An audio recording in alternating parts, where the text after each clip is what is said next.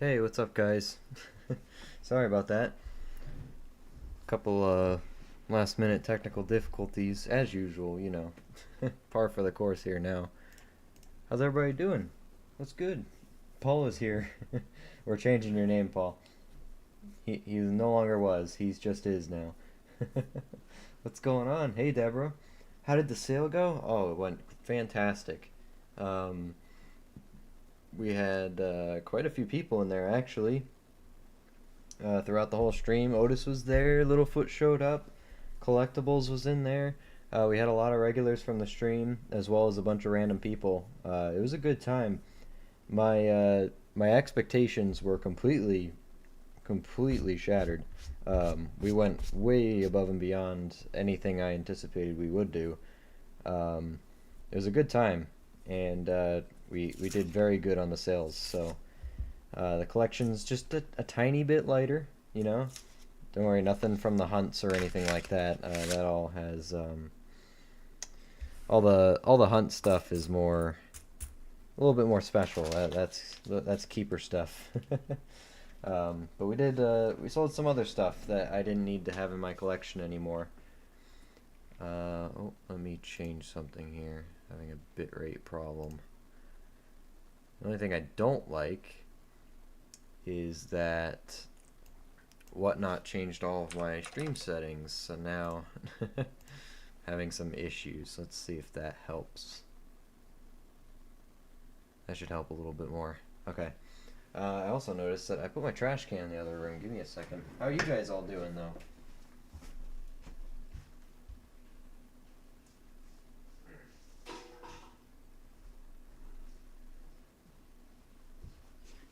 How are you guys all doing?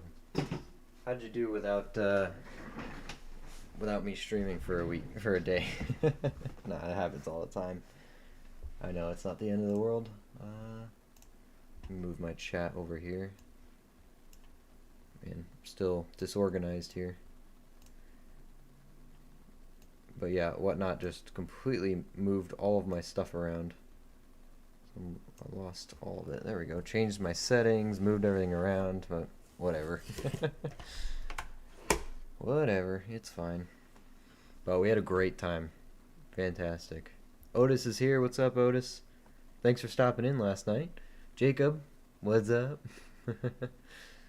Good evening to you guys. Baby Shark's here. What's up, Shark? How you been?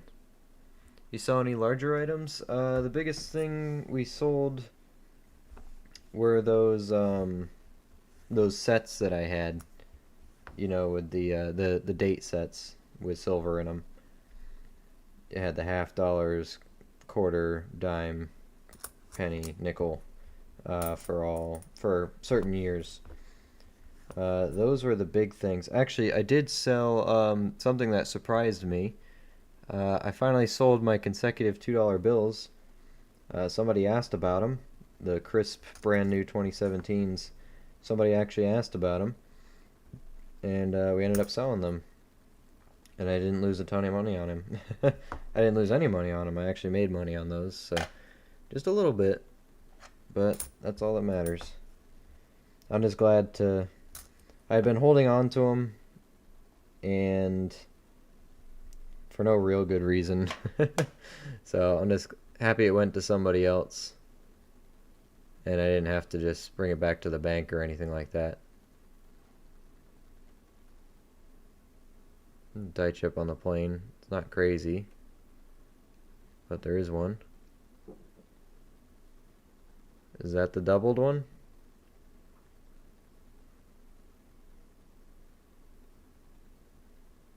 There's die cracks on it too.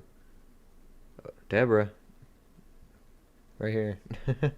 Let me know. So yeah, that was surprising. Hey NC, what's good?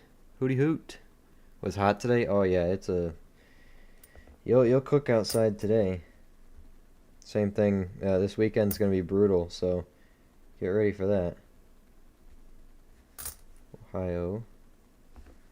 It's gonna be a real brutal weekend. Not looking forward to that, but hey. It happens. It happens. But yeah, absolutely crushed my expectations. I think I missed the notification for the Whatnot sale. Oh man. There is a link to my page um, in a recent YouTube post. So if you want to follow my account, you won't miss any in the future.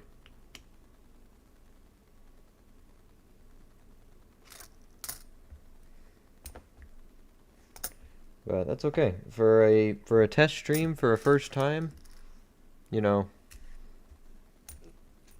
it went pretty well. Because my goal was to only do the $150 as my seller incentive thing, and that quickly turned into almost 400. So we definitely liquidated some of the collection. We got more room to buy new things, so I'm excited moving forward on that. I'm very excited. Did you sell your $100 star note? Nope, the $100 star notes still have not sold. I still have 3 of them. I can be patient on those. I would like to sell them, but don't have a lot of wiggle room on $100 star notes. You know, you kind of need at least $100, especially when you know, they take commissions and stuff out of it. So sucks. Kind of looks like a spitting horse under there, but it's dirty. You know what? I'm not gonna get caught up in the could be. We're just gonna move on against my better judgment.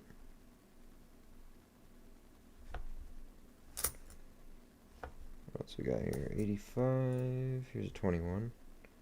Crossing the Delaware. Oh, that's another thing. I turned my brightness way down. Let's get that up there. Alaska. See a bear claw. Technically. Seems like every other one I look at. It's got them now. 93 and one more Washington. Alright, nothing on that one. Man, I gotta go to the bank. They were closed today, though. Don't have... I'm running out of dump boxes. I need to bring them all to the bank. I got a lot of coins just sitting here. Alright. Sorry if I'm not healer or playing R6. Hey, that's not a problem. I used to play that all the time. Console. One of my favorite games. Better than the last one you found, but still can be more dramatic. Okay. So we're headed in the right direction. What's up, Backwoods? How you been? Welcome. If it's 104 outside, you're not cooking. For us normies, that's cooking. That is cooking with the humidity. Oof. Yikes. This weekend it's gonna be in the upper 90s and humid. So that ought to be fun. That ought to be real fun. Can't wait. Bigglesworth is here. Good evening to you too. How are you? What are you planning on purchasing with your sales? Any real wants? Not really. I think finding things I can flip on Whatnot would be the strategy moving forward here. We got that coin show this weekend in Devon's, Mass. We're going to try to hit that one up. Becca and I are going this Sunday. So hopefully we'll find some good stuff there. Get a good deal on it. But I had one guy come in. He's like, because I had a bunch of Kennedys, or Walking Liberties laying out here. And he's like, can you put 8 of them together, sell them as one? I'm trying to fill out a tube. I'm like, sure. That was a quick big sale. And really lightened my silver inventory quite a bit. But that's okay, because that was all stuff that I didn't mind selling. I have my good silver I keep separate. But I was happy to sell a little bit of the silver, because it's nice to have that extra money to buy different kind of silver or different stuff. So sold a couple Roosevelts, Mercury dimes, anything silver really. We're just selling them one at a time. People usually bought those up, and if they didn't, that was fine with me. I'm keeping it. Silver's silver. So Otis in there, Littlefoot was in there buying some stuff from me. Appreciate that. Did you put them on the auction, the star notes? A couple times. Yep. And they're in my store, so the options are there for people if they're actually interested. Today was 102 with 80%. Eesh. Yep. That'll do it. We're not looking forward to that this weekend, but that's pretty close to what we're going to be feeling.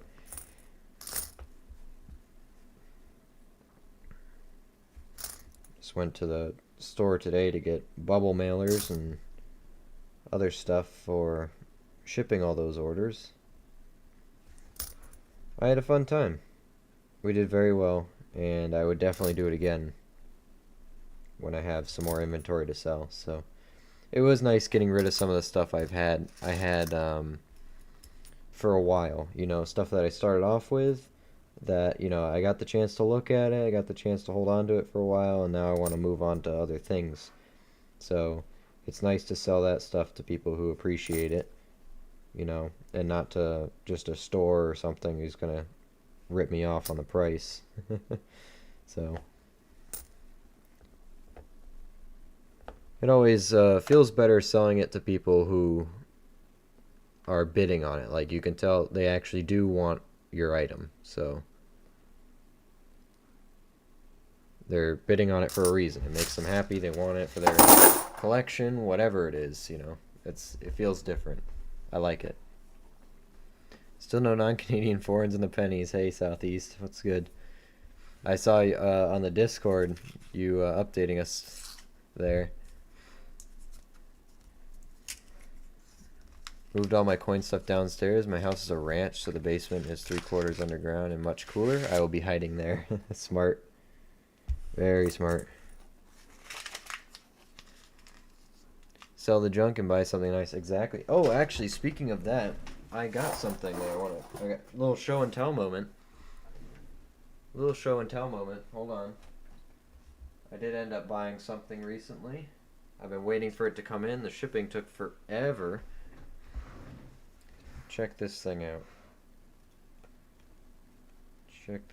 As soon as I found out these existed, I knew I needed one. Wasn't a want. I know I needed one. Take a look at this. You heard of goldbacks. Have you heard of the silverbacks, though? And they're huge. So there's not a lot of silver in these. Only at 1/1000th troy ounce, but this is kind of a proof of concept by the same people, by the goldback people. As you can see, they only made 100,000 of the 2024s. This is one of them, 89,897. So it's a silverback note with the red accents. It's got the dragons on them. Here's the reverse, which I think is cool. It's like a negative. Looks like smog. It does look like smog.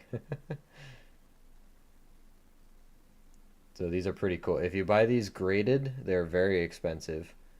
This one is not graded. So I did consider buying a graded one, but I just wanted to get my hands on one since I've heard of these, and I don't regret it. Here's for reference. Hold on. For size reference, here's a gold back. Here's a Florida half gold. Look at that. That's how big those dragons are. Ooh, they stick together. They're both very smooth. There you go. Look at the difference on those. I mean, sure, is gold color to silver color. It's all different, but I think these are pretty neat. I like how big they are. Took that one back away.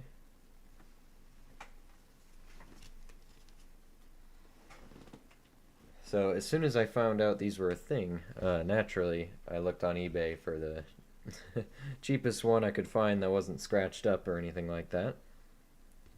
Walked away with this one. I'm very happy about it. Very, very. It's another thing to add to the collection. Hey, what's up, Matt? How you doing?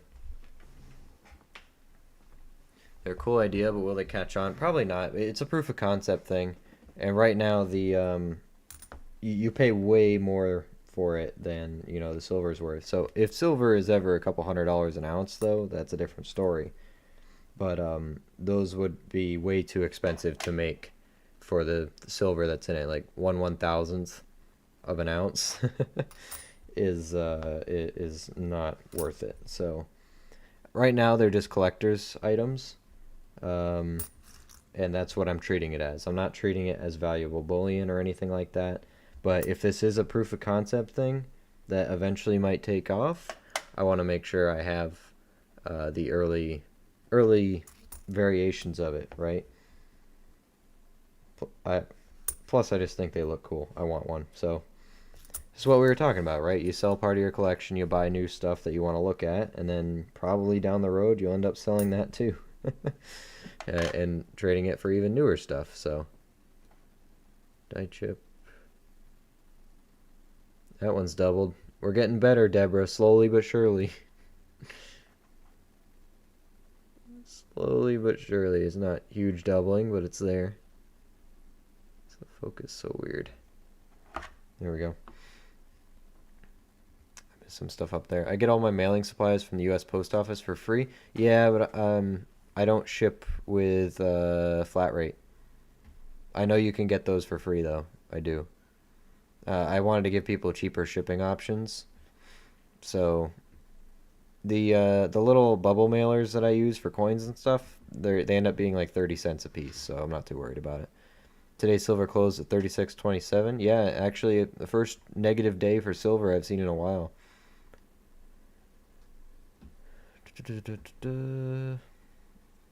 Haven't heard about silverbacks? I didn't either until I saw one. I saw one on a guy's Whatnot stream, actually. That's how I learned about them. And then I said, you know what? I need one of those. That's when I started shopping around. But yeah, you don't treat them as silver, like stacking or bullion or anything like that. You treat it as a novelty item for the time being, because they are just a proof of concept. Not legal tender, nothing like that, so. But they are pretty cool. Oh, Phil, you got one? Hi, by the way. That's pretty neat.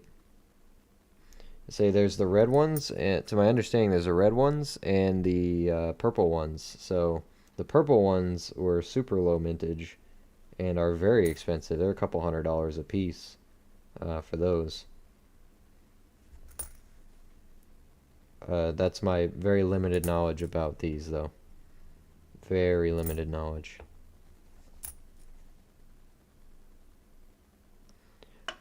I just think they look cool. That's why I bought it. Simple as that. Even the gold backs are way overpriced, over 100% above spot. Yeah, exactly. So right now, I think they're more... I treat them as novelty right now. And I think... I think that's safe. You're not buying them for gold. You're not buying them for silver. You're buying them because you think they're cool and you want one. That's it. That's it.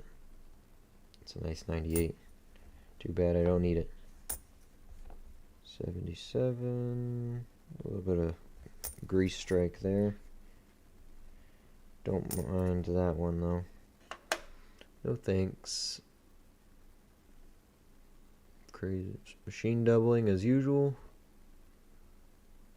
No chips. Nope. No chips. Nothing on Washington. Nothing on George. New York.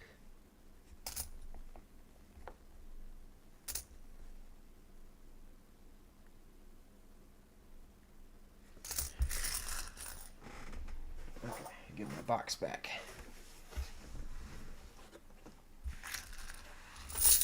I'm good. Just finished a nickel box, a few 39s, 40s, and 50s. No silver or buffalo. Nah, it happens from time to time. We don't like to see it, but it happens. USPS has a tendency to have your stuff lost or stolen compared to FedEx or UPS. Yeah, maybe. I haven't had that happen yet, but we'll see. We'll see. It'd be cool to see a platinum goldback. Platinum back would be neat. Goldbacks just went up in price in the last few months. Yeah, I think they became more popular. More people learned about them. They realized what they were, and they want them. Even though the price of gold hasn't done too much in the last and the light on this microscope is really messes with me. If I turn this off,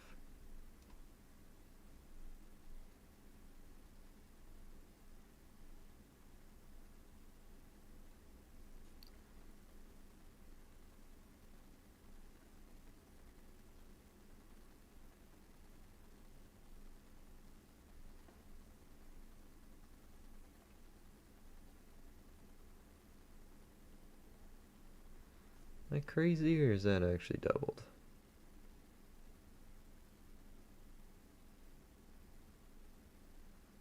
Usually I chalk it up to light. Let me look. I think I'm going to chalk it up to light. It's usually what happens.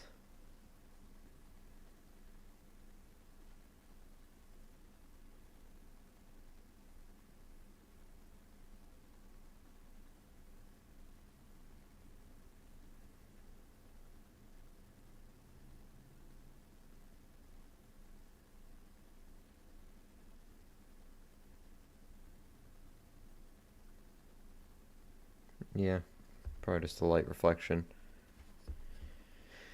Yeah, it kind of does.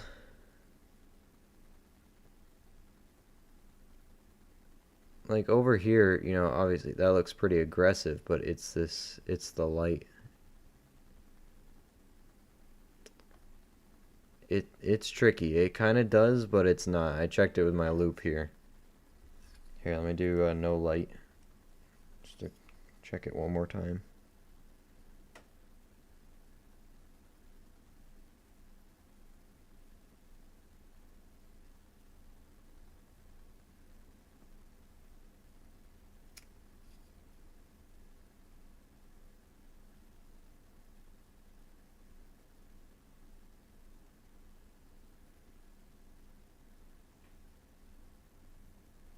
Yeah, just a light. It's a tricky one. It's a tricky one. Rhodinium back. I like it. A little bit of dye chip is not enough to keep.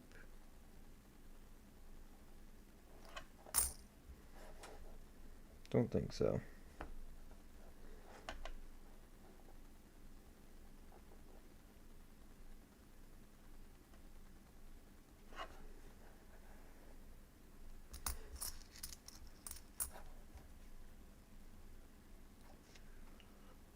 Sorry, I gotta go back. I missed some stuff.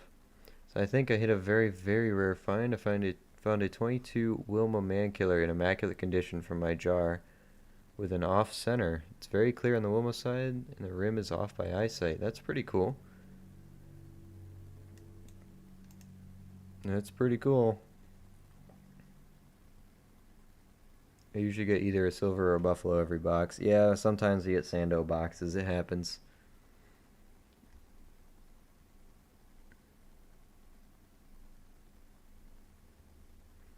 Yep. It happened. I did sell a couple silver war nickels last night. Some people liked them. Just a few. But hey, with the melt of those being what, pretty much $2 right now? $2 a nickel? Definitely worth finding. One silver nickel pays for the roll.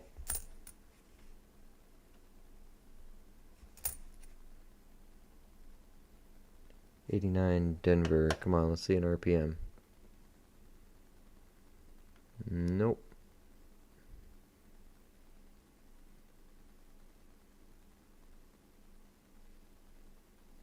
That looks pretty thick. That's machine doubling though, isn't it?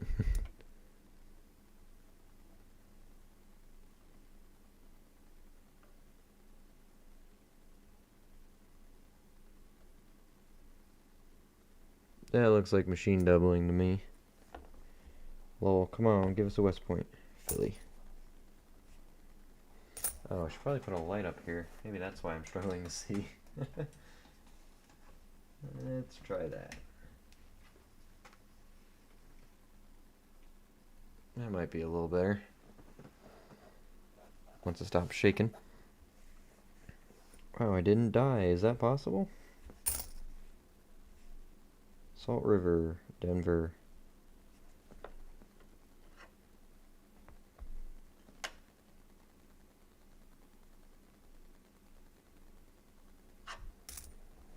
Shame. 74. 93. Tallgrass. Philadelphia. No chips. 97. 85.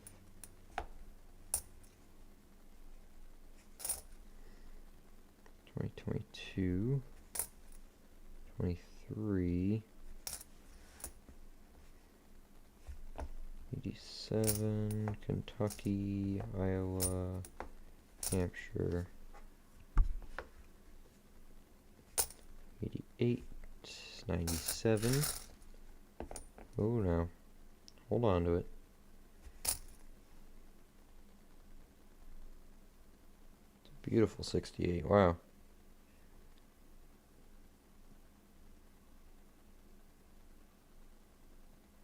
Doesn't show too well, but my last penny box was slow. This one's making up for it tonight. On fire? Really? What's the status report on it? What are we looking at?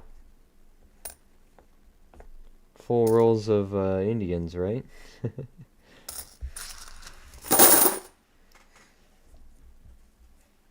Whole full rolls.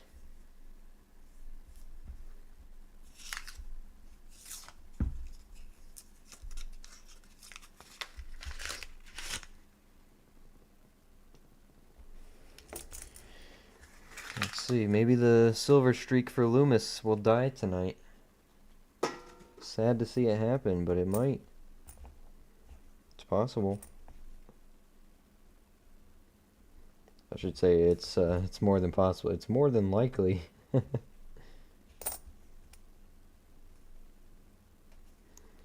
Been very lucky on the silver. Would not be surprised if it decides we're done.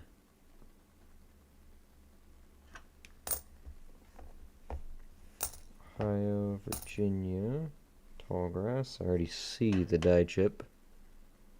A little one.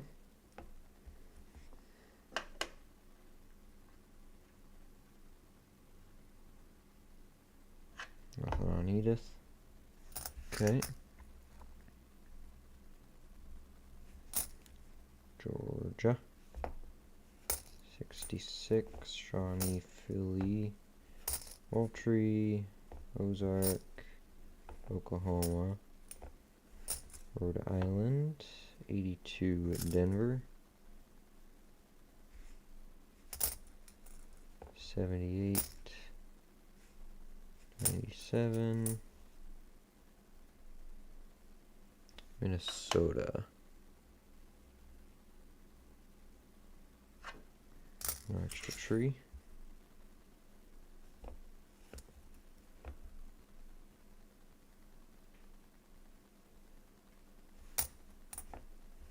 New York. Mariah.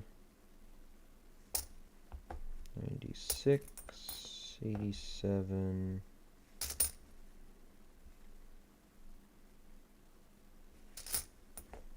Saratoga. Crossing the Delaware. No chip. Nothing going on here. 14 wheat, some old ones too. High MS, 1973. Nice. We like to see good copper. That weird punched one. Oh yeah, I saw that. 5 Canadians. A few other mint state keepers and lots of copper. That's what we like to hear. Lots of copper.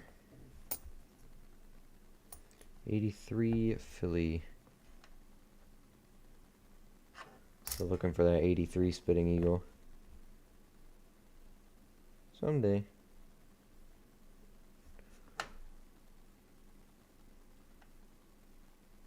Hmm.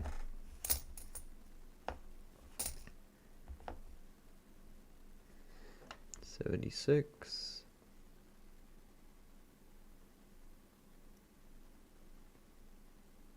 Check for a double die on those.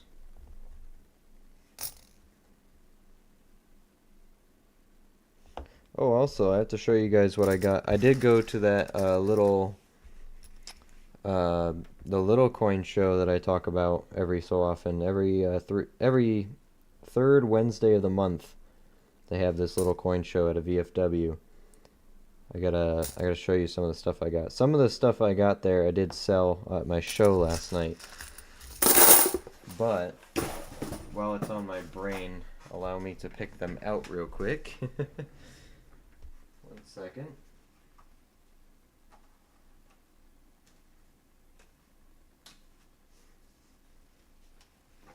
As well as an entire tube of rows of mercury dimes, which I have somewhere in here. Yeah, I sold a couple of them, but I will show you why I bought it in a moment here. Might as well, let's do more show and tell, why not? Hey, what's up, Steven? I'm 2 legs in S&P, but I'll be back soon. Hey, not a problem. Thanks for stopping in. Also, it's good to see you last night. Thanks for supporting everything. Really appreciate it. So I got stuff that was appealing to me that I thought was cool, especially in the bargain bins. You know, it's my favorite place to shop. Mostly foreigns. This is something I haven't seen before. 1 centavo from Cuba. I think I liked the star pattern on them. Thought they're pretty neat. Republic of Cuba, 1 cent.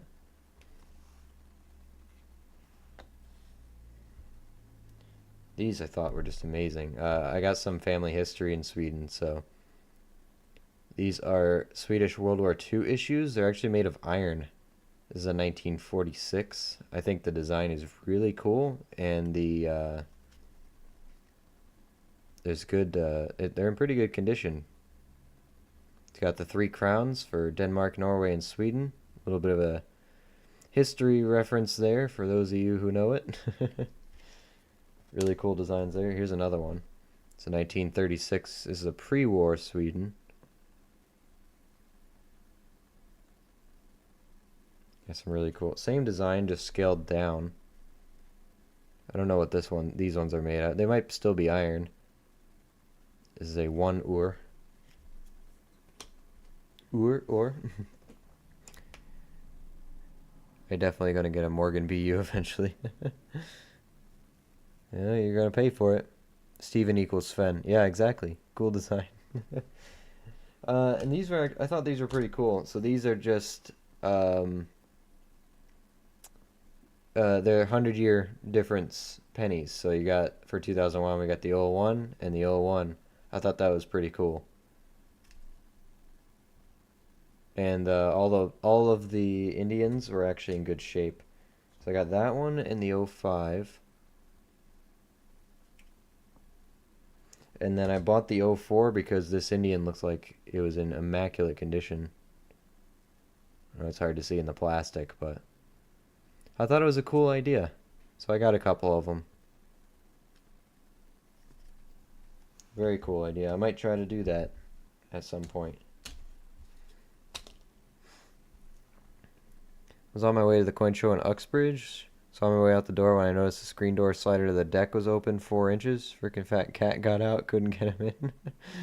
Couldn't leave him out running around, so I couldn't go. Almost ran into you. Found some a 10 Reichspfennig from 1944. These were in like bins of stuff that was they're like 30 cents a piece. I mean, I'm not gonna turn those down, right? Especially historical stuff like that. I got these for Becca. You know she'd yell at me if I saw Austrian stuff and didn't buy them. This one's in amazing condition. Is a 2 Groschen from Austria, 1952. Look at the shape on that. Republic of Austria.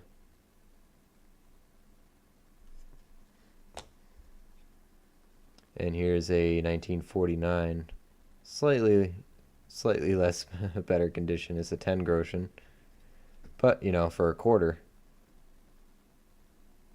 can't go wrong. It looks better in person because you don't have glare and all that, so. But yeah, I bought these for Becca because I know she'd yell at me if I didn't buy her Austrian stuff. Never saw the flips of the 2 holes? Yeah, I've seen them from time to time. I ordered some with, actually I got some with 3 holes.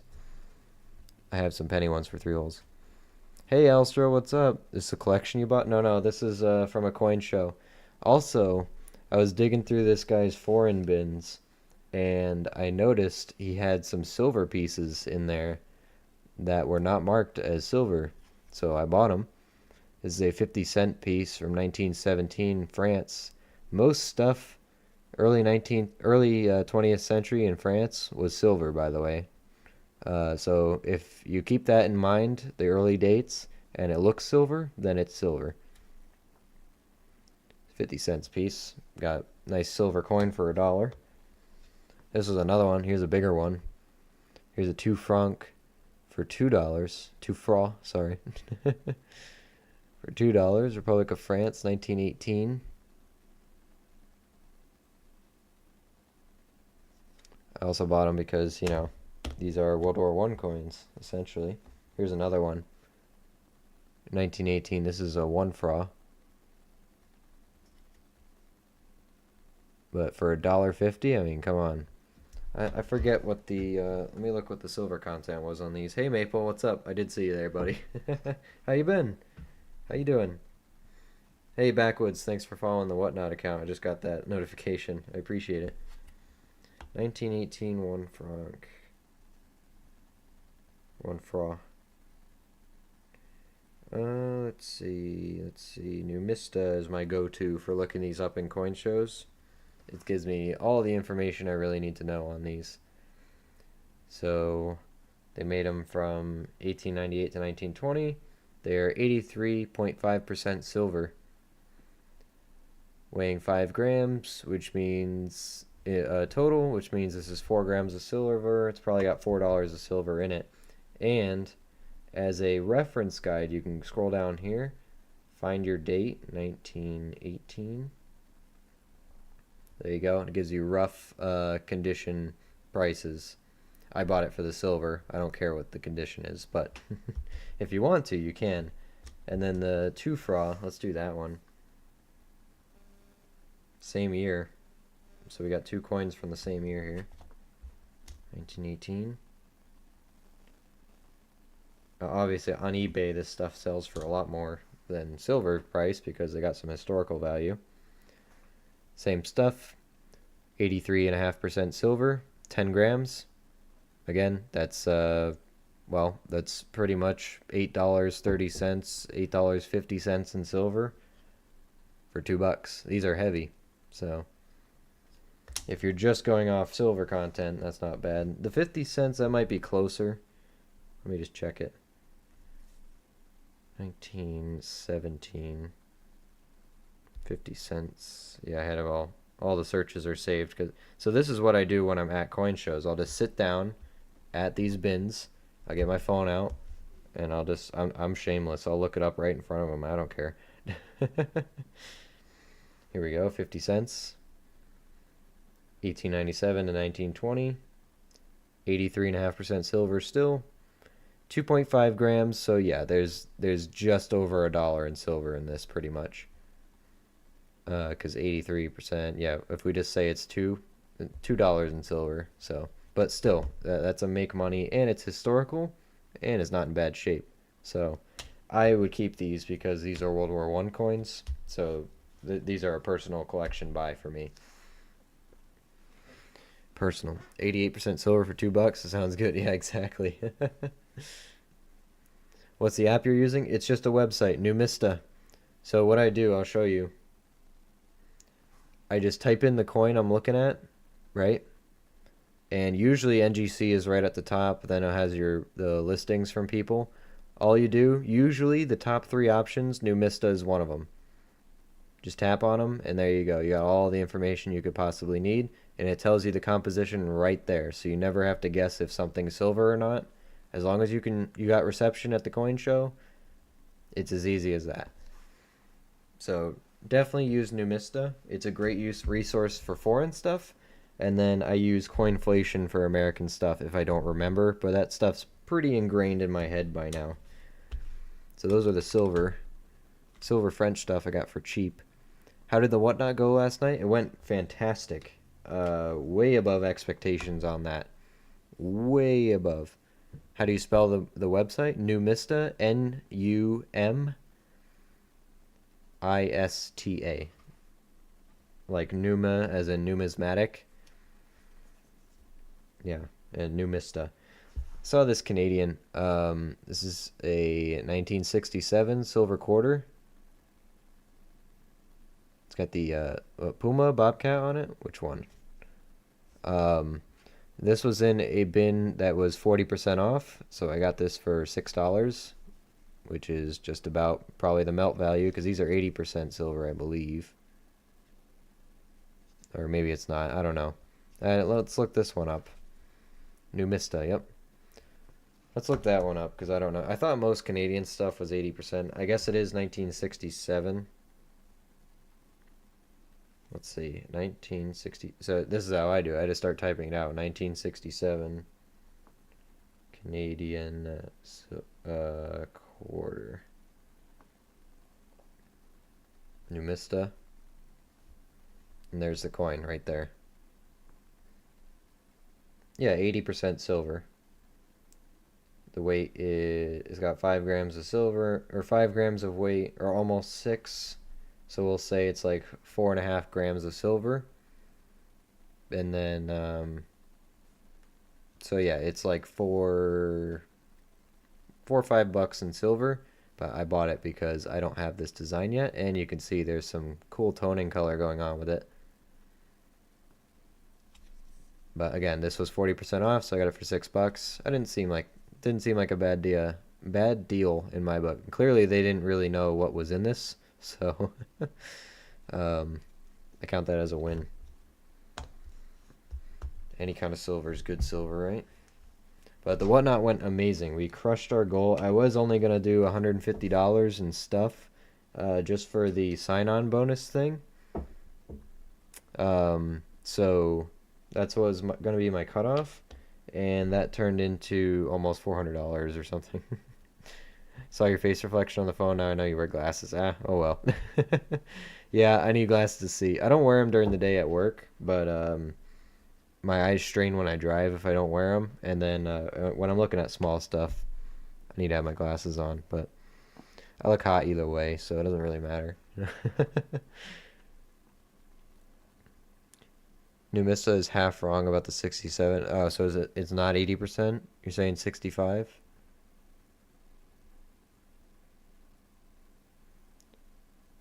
They were minted in both 80 and 50. Okay, so it's 65. All right. So on average, it's 65. Oh, that's right. I remember you talking about this a while ago. So since you can't know for sure, you have to just take the average. Okay. I just like the design and the toning on it, so. Anyway, moving on. We got 1914G is a 5 Pfennig from Imperial Germany. I bought this one because the eagle is in perfect condition. Look at that. So I can get this under here without a glare. Well, as perfect as something over 100 and 111 years old can be. I usually don't see eagles with feathers on German stuff, so that was a no-brainer buy for me. Even for $3, I didn't mind. And I found another one for 1914, slightly less better shape, for only $1. So that one actually looks good too. Pretty much the same story. I don't know what the pricing. Well, I guess this mint is probably a rarer than this. We can look that up on Numista too. So you can actually look up. It'll tell you the mints as well. Here, I'll show you. 1914. German 5. I never remember how to spell Pfennig. 5 Pfennig. Numista. Wilhelm II. Here, copper nickel. Here's an example of something that's not silver. Copper nickel. And you can go down here. We'll find 1914. They minted a lot of these. 1914. Here you go. And here are your mints. A, D, E, F. So we got G. G is this first one. 1.2 million, roughly. And then 14A. 23 million. So yeah, the 14A is way more common than this 14G, which I guess could be considered a key date, you know? I think that's pretty cool. So Numista is a very useful resource when they get it right. Apparently, well, that maple, I feel like that's a trick coin anyway. I don't blame them for getting it wrong. That's tough because I guess since there is no way to really tell, then you kind of have to just take average and go with it. Congrats, Otis, on the triple eagle, by the way. Jackpot there. Congrats. And I'm learning my new obsession here. I absolutely adore these coins, by the way. It's United States occupied Philippines, or U.S. territory Philippines, is one of my new favorites. So this is a 44 Denver 20 centavos. These are silver. See if I can get a good look on there. And I have started to really appreciate these coins. I think they're absolutely beautiful. I like that they are American, but not on American soil. So here we have 75% silver. I have one that's way better. Well, that's the only silver one I think I bought. Here's a 1 centavo. Similar design. They're a bit bigger, except for on the reverse. Here's the 5 cents. 1944. Copper nickel. It's probably the least good condition I found, but I mean for a quarter, come on. Same with this one. I like this older design with the American eagle on a shield. It's a 1925. The Philippines. Here's one in slightly better condition, 1933, a little bit newer. And then probably the nicest one I have. This is pretty much a mint state one. Here's a 1944. Look how incredible the detail is on that. That has not been circulated. That is a uncirculated 5 centavo piece.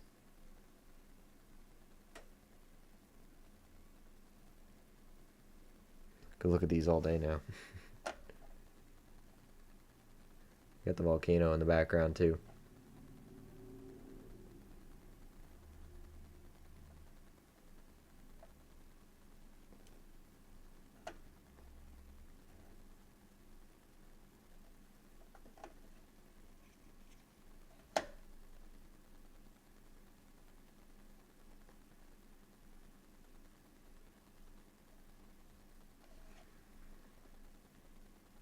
So, very happy with those.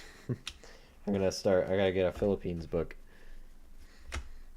So we got the silver, we got all those other foreigns. I ended up paying, I did sell a couple things too that I bought. I don't remember what they were, but we sold them on Whatnot.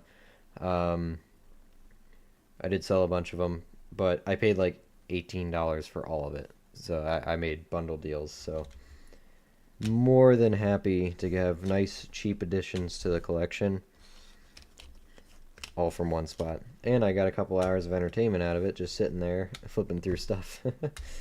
Let me show you. It was this one. Here, I also got a roll of Mercury dimes while I was there because, you know, why not? I sold a few of them last night, but let me show you why I bought them. You might be able to see it from here. But I asked, you know, they had a couple rolls of Mercury or of Roosevelts, and then this roll of Mercury dimes. So I said, hey, can I look at the roll of Mercury dimes? They're often the same price for each. They're just selling it for the silver value. They're like, yeah, sure. And I was flipping through them, and I see this one. I'm like, ooh, yeah. I'll take that. Thank you very much. This is a barber dime. 1901 found its way in there. A good scratch on his face, but there's good detail on that. Usually these are worn pretty smooth. It is a 1901, so that explains it. It's a 1901 O. I didn't actually look this up in my red book yet. So let's do that together.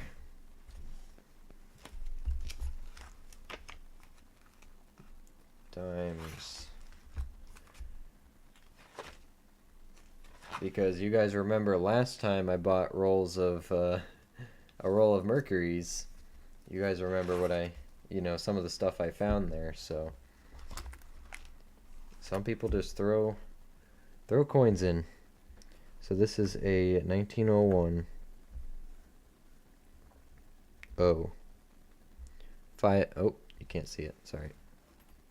Still can't see it. 1901 O. 5.6 million. Not super low mintage or anything. Better than the Philly. The 1901S is a good one.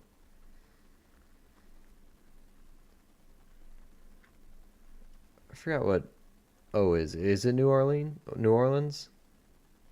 I always forget. Because this is more of this is like, Morgan Dollar territory with these extra mints. I mean, I know Carson City, but is that New Orleans? It's actually not in bad shape at all. I'm very happy with that one. I kind of flipped past it really quick in the roll because I didn't want them to really see it was there. I know these aren't worth that much, but just in case it influenced their decision, I wanted to keep it in the roll there.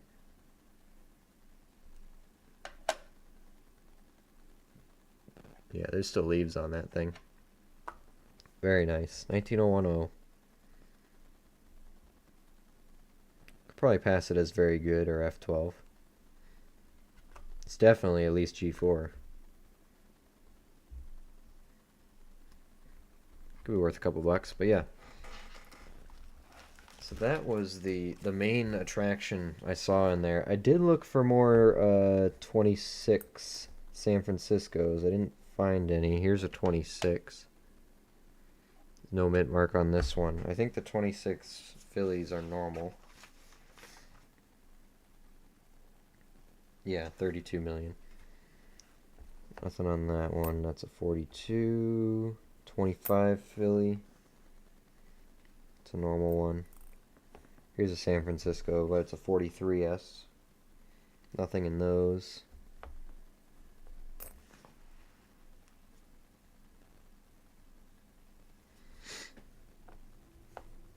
$34 Philly. 24 million. 42.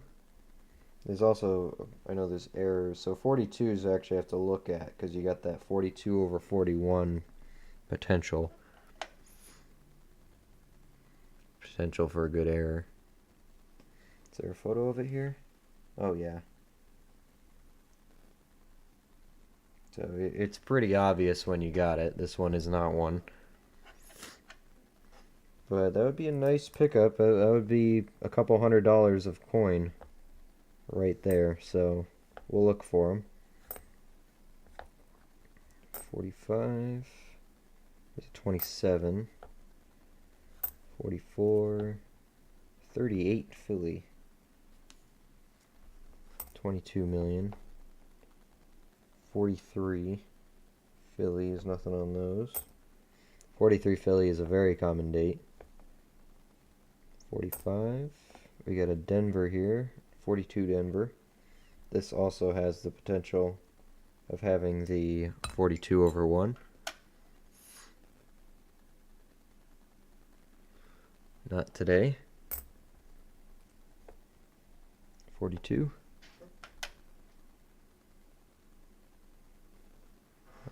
Scratched up, but not the error. Definitely not. It's okay. What do we got here? 43. 45. Is that rotated?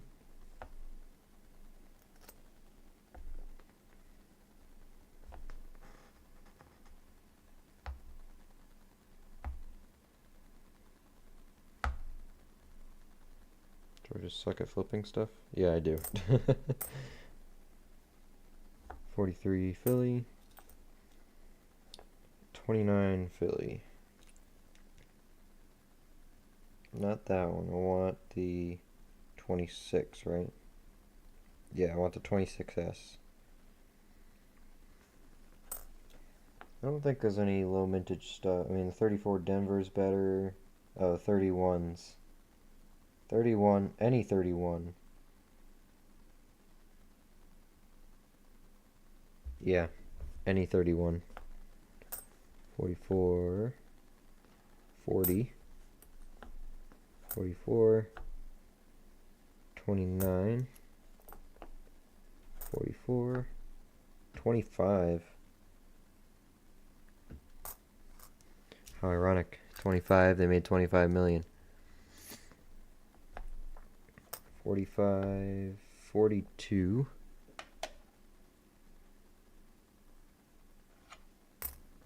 I gotta check my other Mercury dimes for these now. Don't want to accidentally sell one. 35. We don't want 35. No. 40, 45, 44, 35, 41, 41 Denver. Nope. 41, 26 Philly. I want a mint mark on those 26s. 42.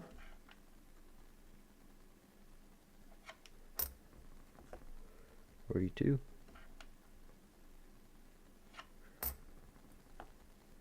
41. 29. 45. San Francisco, 42. That's pretty common. I don't think they have a 2 over 1 on the San Francisco, but peek at it. And a, what is that, 29? It's probably a 29. Which is nothing interesting. Yep. Cool. So nothing really interesting date-wise in here.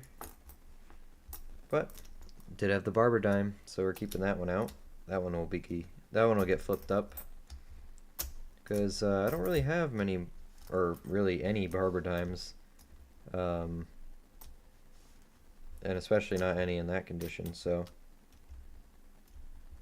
I know I could buy them for pretty good prices, but I'd rather pay junk silver price for them. I think dimes are one of my favorite things to buy. That's why I don't buy rolls of quarters, because I mean I can get more dimes for the same price. Alright, let's keep this out here. Alright, anyway, I got distracted. Let's go back to quarters, huh? Let's go back to quarters. I'm still organizing my state parks quarters, done with 13 to 2020. 3 to go. Almost there. It's going to look great when it's all done. It's going to feel good too. Oh shoot, I just realized, man, they really, Whatnot really screwed with my settings. I just realized we're only at 30 FPS.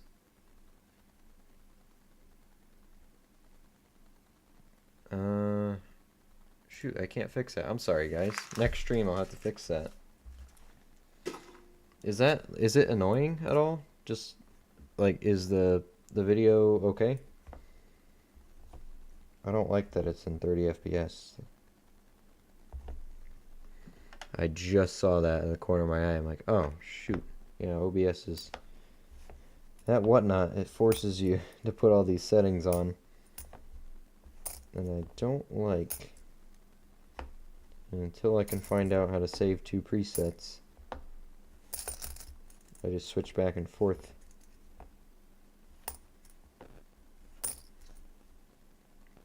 $86,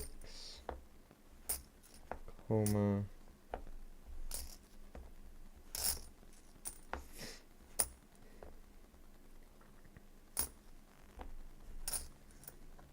Do 90.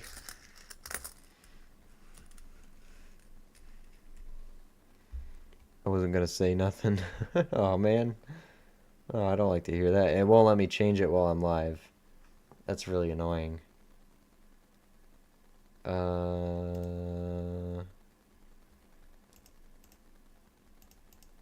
really can't change that, can I? You know what? Give me like 30 seconds. I can fix this. Hold on. It's gonna bother me.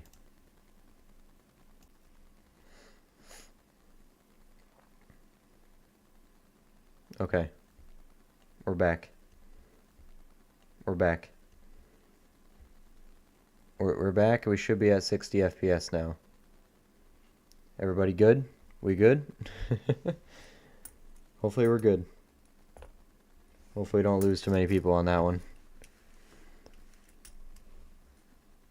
I can't tell. I'm watching on a phone with a spidered screen. Oh, awesome. That's what we like to see. If you can't tell, that's perfect. Wow, this quarter got gnarled up. At least it doesn't look like a leaky bucket, at least.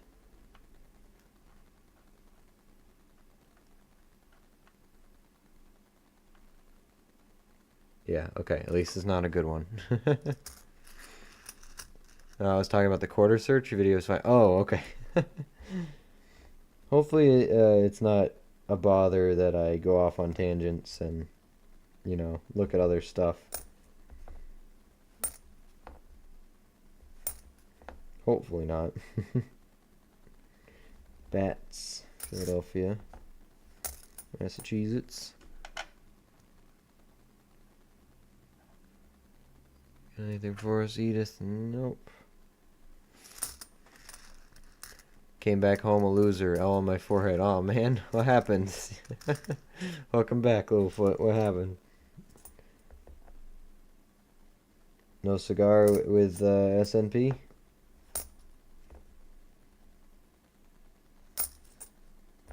Hot Springs, Pennsylvania. Tennessee, Vermont.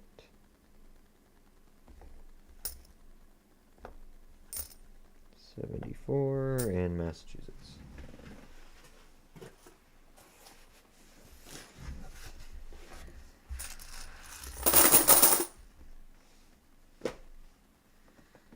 Where's my quarters? There they are.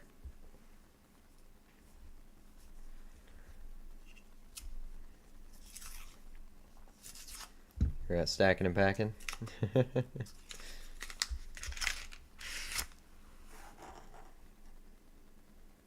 There we go. Hey, what's up, Chris? Can I view your previous lives? Yes, they are all available on the YouTube channel. You can go to the live tab, or yeah, you can go to the live tab on the channel, and they'll be there.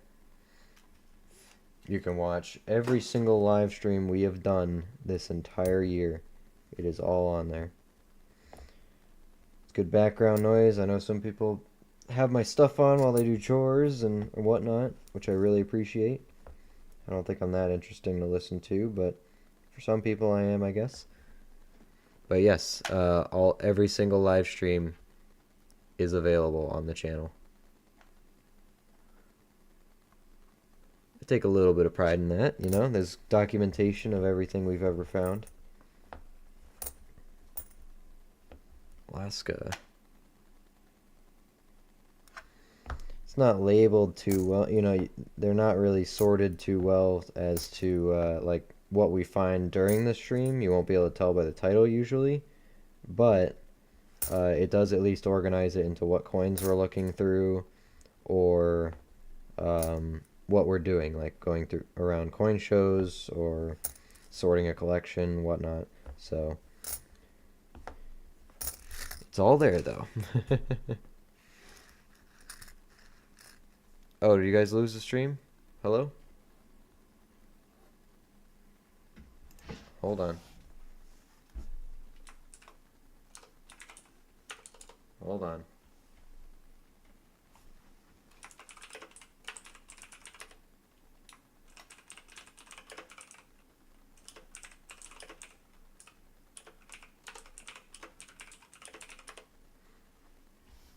I'm still here. See if you can, is everybody gone, or?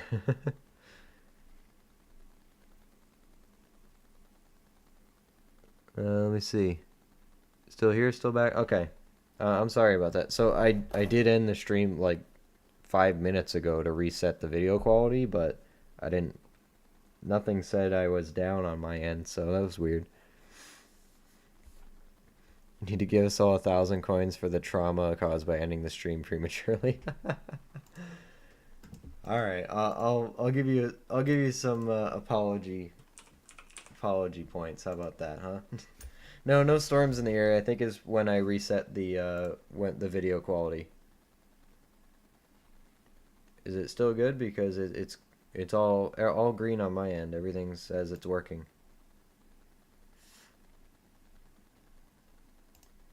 Let's see. Everybody still here? Here, everyone give me a. Everyone give me a. Let's take roll call here. Attendance. Say here if you're here. You know.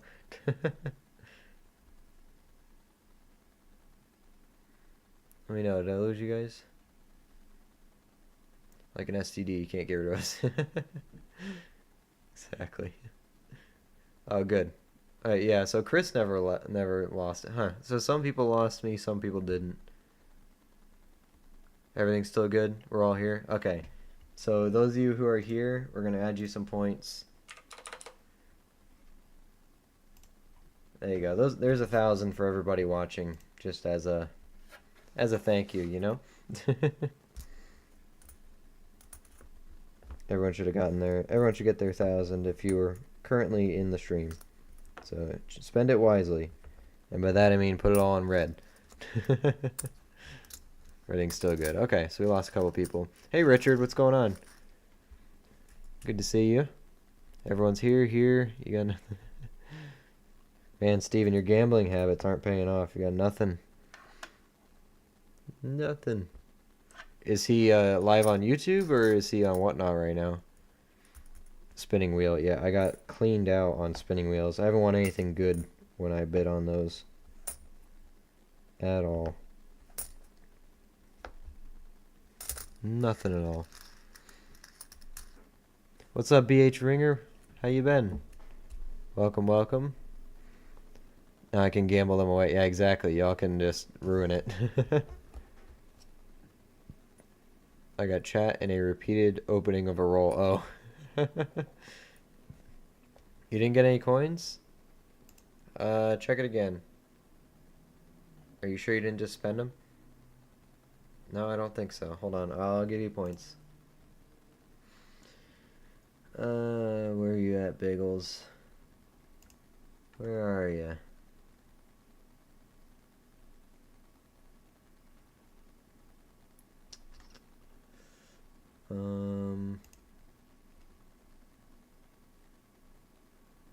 Bagels. There you are. Oh, sorry about that. Here you go. Fixed it. Check again in a few seconds here. What are after 1970 quarters that are worth looking for? It depends what you're into. So, for example, women's quarters, I'm just looking at Washington on every side. I'm looking on his nose for a big old die chip. It looks like a wart. You're looking at the corner of his mouth, again for another die chip. They call it the drooling George. There's a big die chip in the ponytail sometimes. Um, a variety of other things. There's not many that I look on the front for, or the reverse. Um, I'll call them out as I do them. For example, here's a Kansas. Kansas, I'm checking for the In God We Rust. It's where the T is grease aired out, so you'll see, it'll look like it's just rust on the bottom. And then most eagle reverses like this, the classic eagles, I'm looking for any die cracks across the top of the eagle, in between the wings, or spit coming out the eagle's beak. 1989 is also a specific date, so on the mint marks, you have a few things you can look for. On the Philadelphias, these have a tendency to be polished smooth from the mint, so you'll see either a weak P or no P on the Phillies. And then the Denvers have a potential to be a repunched mint mark. So you'll have a Denver on top of a Denver. Let me see. The other things I'm looking for, it's mostly the national parks from 2012 all the way to modern day. You can have business strike San Francisco's. So it'll look like a normal coin. It won't be a proof, but it'll have a San Francisco mint mark on it. That's another thing that I look for. I can show you one in a minute here. So here's another women's, just checking George. Massachusetts, that one's in good condition. I'll check it against my book. I do have the 50 states map that I'm filling out with very nice coins. California. So yeah, these, for example, these Bombay Hook is a 2015. I would check these for an S. I will show you what I'm looking for. I found a couple of them. Got them back here. 1 second. Let's see. I got these, and where are the S's? There's 1, 2, 3, 4. Here, I got a couple of them. So here, for example, this is actually the first one I found. This is a 2017 George Rogers Clark, San Francisco. You'll notice the mintages are incredibly low, and a lot of people don't look for these. So it is very possible to pick these out on a regular basis if you know what you're looking for. If you look on the reverse there's your San Francisco mint mark, clear as day. They're pretty much, $10 to $20 coins that people don't know to look for. So very low mintage on that one. The earlier ones back in 2012, I believe, was the first year they did this. The earlier ones have a bit more, but still only 1.4 million of these were minted. And there you go, San Francisco. Here is a 2014 Arches 1.2. You'll notice from 2012 to modern day, the mintages slowly drop. Slowly but surely they drop.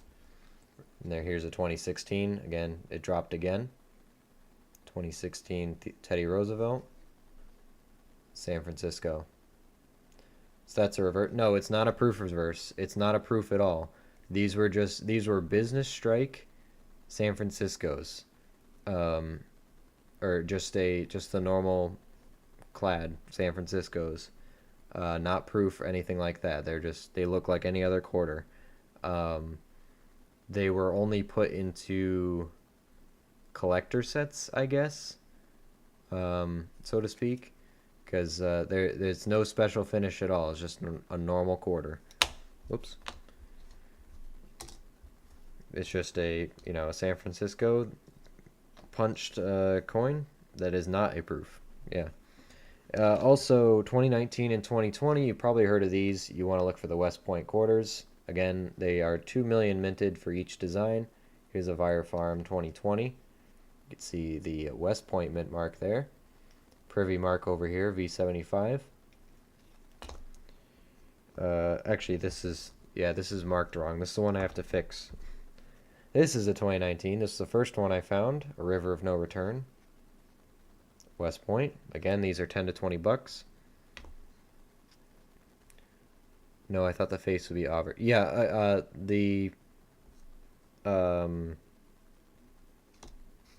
I guess technically, right? Yeah, I guess technically the face is obverse, reverse on this side. I don't know if it's opposite for the modern quarters. I'm sorry if I said it one way and it's confusing, but and then this is the most recent one we found, a 2019 War in the Pacific. It's one of my favorite designs. West Point right there. So definitely worth looking for these. They are very low mintage, but they are very possible to find. Hold on, let me leave. That one I need to fix.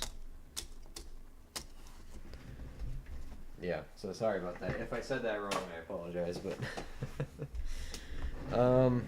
but yeah, everything else in modern quarters is I'm pretty much just looking for errors. If I find a proof, by all means, I'll pick it out. But usually don't find too many proofs in quarters. And then obviously we're looking for silver, so I was hoping maybe I could will a silver into existence right there, but not yet, apparently.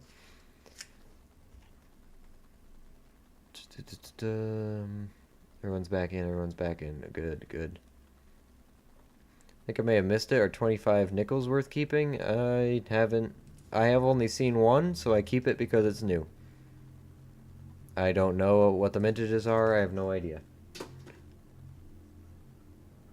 Just found a 1919S and a decent 25 wheat. Hey, nice. 1919. That's pretty good. What's the most valuable coin you found multiple of? Found in a hunt. I got two 1950 Denver nickels.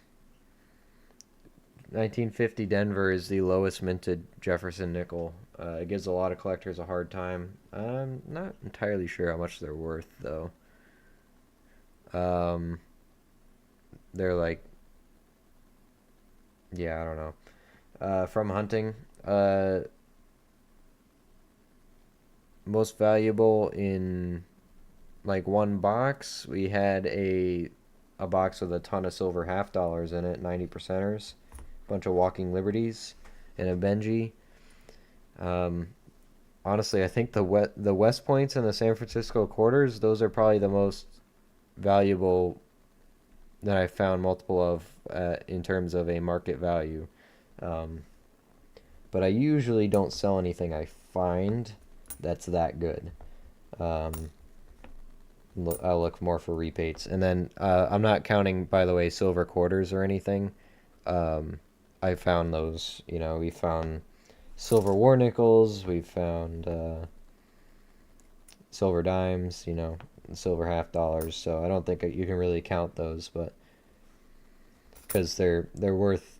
Most people just look at them for their worth. But if you think for actually rare coins, those 50 Denvers, probably the rarest things I own. They're lower mintage than these quarters, the West Points. But that one San Francisco that was like 900,000 minted, that's probably the lowest mintage coin I've found in circulation. I mean, we found V nickels before, but nothing rare or anything. I'm trying to find a good Kansas example to show you the Ngadui rust, but they don't wanna. So you really you're not gonna make a lot of money doing this. It's more you're doing it for the hobby, for the love of the hobby, and the potential for some silver. But if you have it in your head you're going to strike it rich hunting coins, you're going to get bored real quick.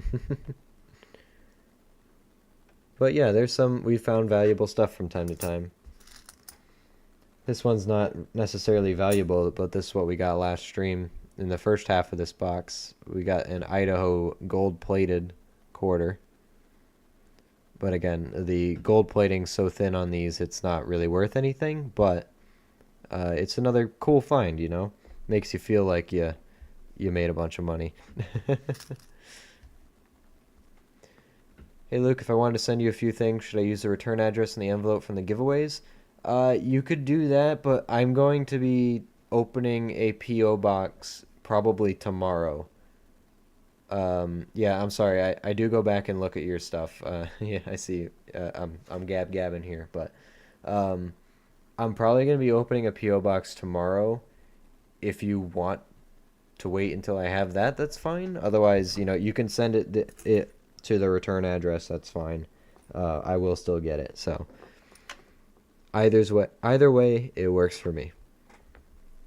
One Eye Willie chest cold quarter. That's in very nice shape. I'm gonna flip that one. Just so I can show it off a little bit, Yellowstone 86. Alright, let's see. Give me something good. Yankee Down South Adventures just subscribed. Hey, thank you very, very much for that. I appreciate it. Yeah, every time I've visited the South, I was called a Yankee, so. We have friends that live in South Carolina, and they're damn Yankees because they stayed. They moved down there and stayed, and we would visit them, and we're just Yankees. They're damn Yankees. But everyone's nice down there, regardless. For the most part, most of them are nice. Still want to find a 1982 Denver small date.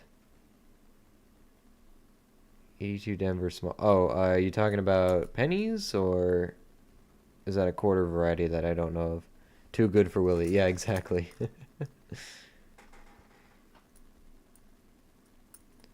How many subscribers do you have now? I don't know. What are we at? Last I checked, it was over 375. Yeah, we're at 377 right now. We had a good week here. Willie has his, no need to add. Yeah, exactly. Connecticut Yankee in Florida now. Hey, nice. I'm from Connecticut too. Well, I'm in Connecticut. Live in Connecticut. Which side are you from? Which side of Hartford? That's a real question. Yeah, completely different people living on the east side of Connecticut from the west side of Connecticut. Look at that toner, huh? Not so much this side, but look at that color. I like stuff like that. Where'd my box go? Oh, here it is. Completely lost a whole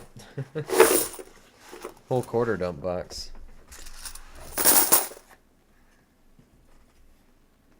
Completely lost it. Give me 1 second here, guys. Apologize.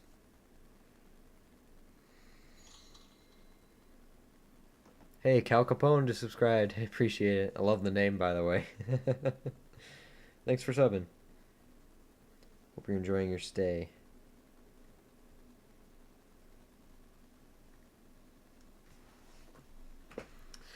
Okay. Oh, the penny, yeah. I got a whole bunch of 82 Denver small dates. But obviously you want to look for the copper ones and stuff. A whole bunch of them. Once you go down south, it's hard to go back up north. Giggity. No, I hear ya. But I do like it up here, and I don't envy the heat down there during the I don't envy the heat down there during the summer, so I really don't.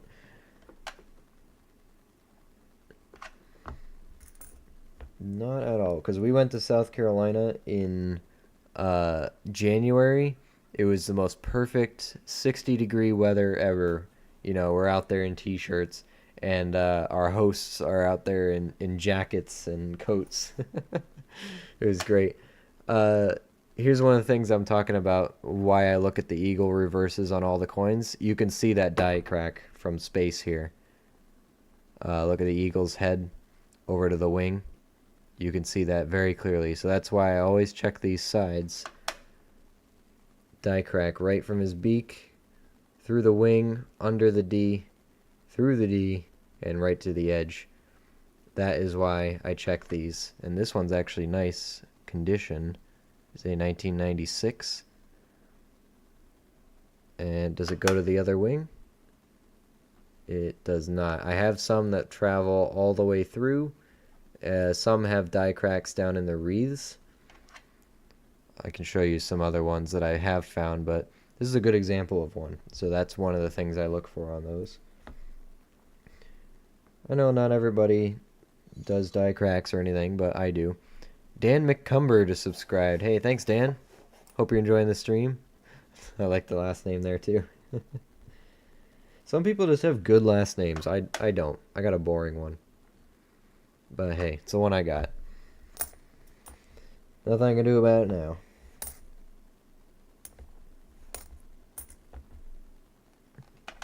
I don't think going through the legal process of changing your last name is any fun, so... Not that I'd want to. I'm just saying it's a little boring. Waterbury. Oh, nice. Not my side of Hartford, but... You would have been about an hour from me. Not bad. When did you move to Florida? Oklahoma. Virginia. I'm trying to look for other examples of things I look for so I can show you. Chris loves toning. Steven hates toning. I had to warm up to toners. I really did. A lot of them I still won't pick up. Here's a 1989. We look for the spitting eagle on these. You'll see a die crack from his beak down.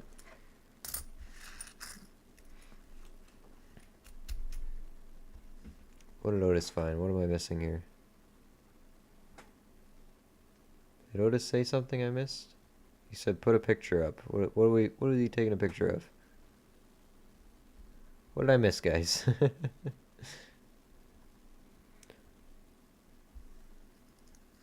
All the way through is technically called a retaining cud. Can be looked up on Cuds on Coins. Okay. For now, I keep them simple. I call them die cracks for now. But yeah. Yeah, if it went all the way through edge to edge, sure, you're right. This one's a die crack, though. No doubt about it. I still have family in Southington. Oh, nice. Very nice. I live up in the northeast corner. In the Killingly, along 395, Killingly, Dayville area. Down by Route 6 and 395-ish.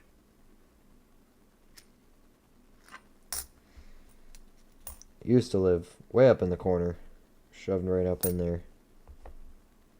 Another Wisconsin. One day, man, extra leaf will be there. It'll be right there. Or on the bottom.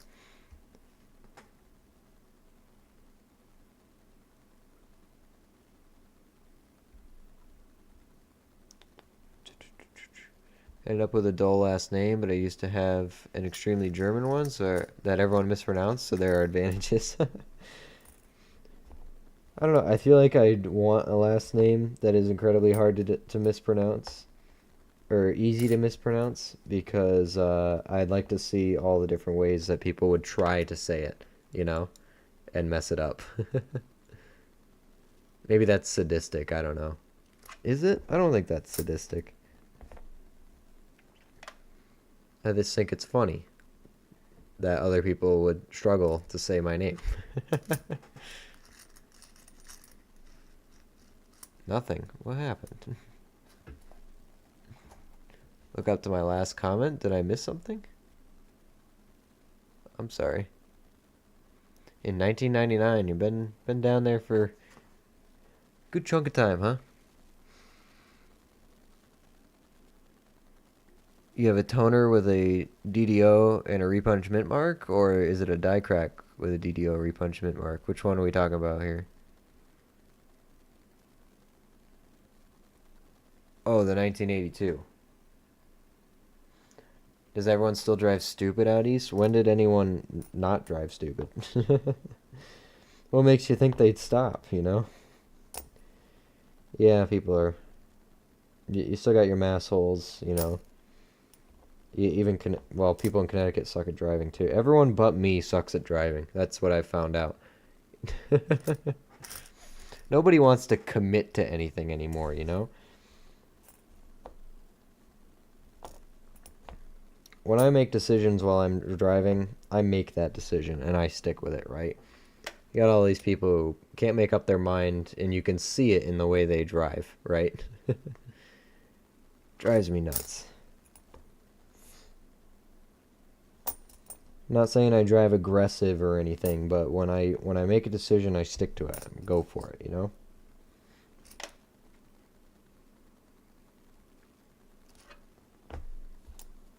I'm gonna leave that one alone. 97. I'll see if I can find my really good die crack eagle and show that one off. There's a Fire Farm 2020. It's a Philadelphia though. I'll see if I can find that one because that what might be called considered a retained cud technically, right? Oh, the 82 small day. Okay.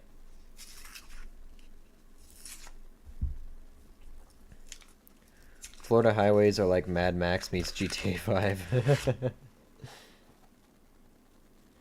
Yeah, that's what it's like driving around Boston in the middle of Hartford. You know all the I mean you used to live up here. You know the interstate system that runs through Hartford? The engineers that designed that definitely just got smashed, right? And they said, "You know what? How many turns can we put in this? And let's make the road network as spaghetti as possible. You got roads on top of roads on top of roads, spiraling down is like corkscrew roads, you know? They're acting like they're treating it like it's a roller coaster tycoon, you know? Those engineers were definitely drunk or just high on something when they were designing those roads. It's awful. It is horrible. That's why I'm glad that I don't have to drive through Hartford that often because it just. What were they thinking is all I can say, you know? I mean, I know I've said a lot more than that already, but what were they thinking? There's the start of a drooling George. That's an early stage. I'm going to leave it, though. We got that good one in the first half of the box here. Women's Utah, Denver, Frederick Douglass, Rockefeller, no West Point. 80. 91. Rushmore. Philadelphia, Rhode Island, Utah, Nebraska. Oregon. Man, I'm not getting a lot of coins that I can actually check for errors on. I'm looking for them. I'm trying. Michigan, 95. I'm real bad for a commitment. Use double-sided tape on my stickers so I don't have to permanently stick them anywhere. All I know is Boston sucks and Worcester is even worse. Worcester is a nightmare. I've had to go to the train station in Worcester a couple times. Whoever designed that, oh my gosh. Worcester sucks, yeah. Luckily, I don't have to go that far north for a lot of stuff. But man, like I get it, you know, they're old towns, right? But big towns get, you know, rebuilt, like completely reworked on their road networks all the time. They can't bother to do that in Worcester, apparently.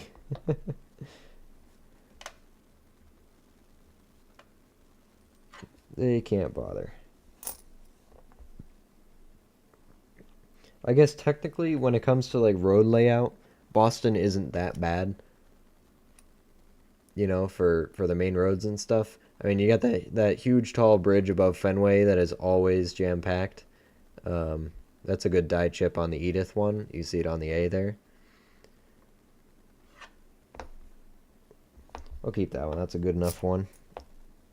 Um, you have that main bridge road into there, into the town, or into Boston, right by Fenway Park. That is always backed up traffic all the way up the bridge, you know, or up the ramp.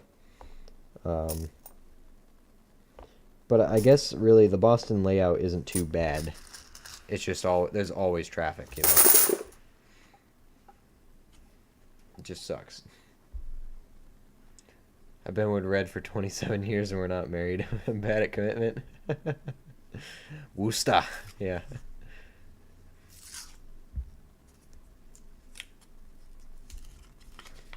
I posted what I think is a 1982 Spitting Eagle die crack in the hunts. Oh, awesome. Yeah, I'll take a look at it later.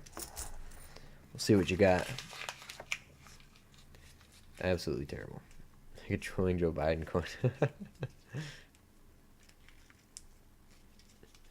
Oh, man. Good night, troops. After 11. Hey, thanks for stopping in, Littlefoot. Hey, thanks for being in the Whatnot last night, too. You did end up getting some silver, right? You didn't get bid out every time? Pretty sure you walked away with stuff. The Arizonas, we're checking for, right at the designer initials here, the JFM. There's a big die chip that'll look like an extra one of those little cactuses. It'll completely cover the JFM sometimes. There's also a die crack that runs from the cactus to the rim about here that I look for. Let's see. Nothing on that one. Nothing on Nebraska. Nothing on that one. Nothing on that one. Virginia. North Carolina, South Carolina. I'm sure there's a bunch of other errors in these states I'm not looking at, but not the ones I'm looking for at the moment. Because if you look for everything, you're going to take forever to get through a box.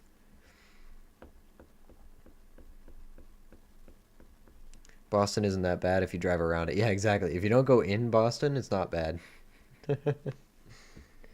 Salt River 2020. Ah, it's a Denver. Just cross my fingers for a West Point on that one. It looked nice.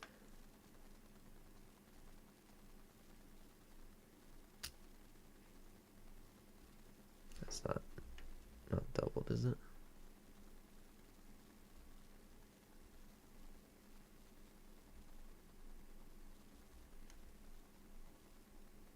It's so hard to see. Hold on. We are looking for this double die as well.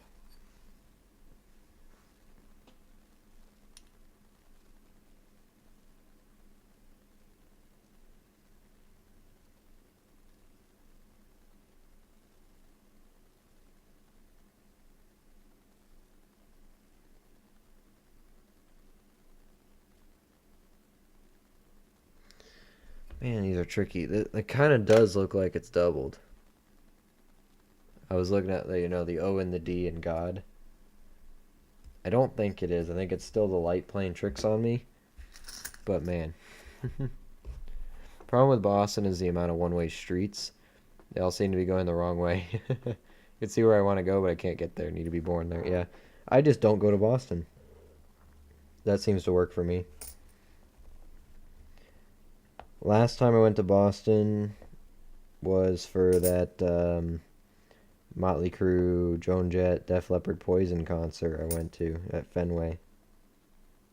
And then before that, the only other time I purposely had to drive into Boston was to go get a used steering rack for my car.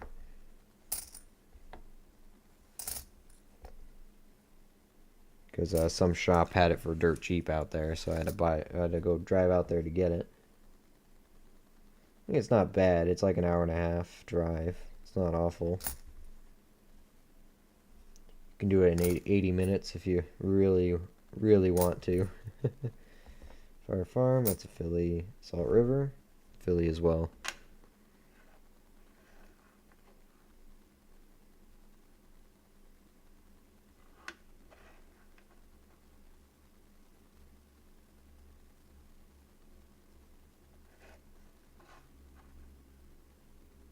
Sorry, I'm just trying to compare these.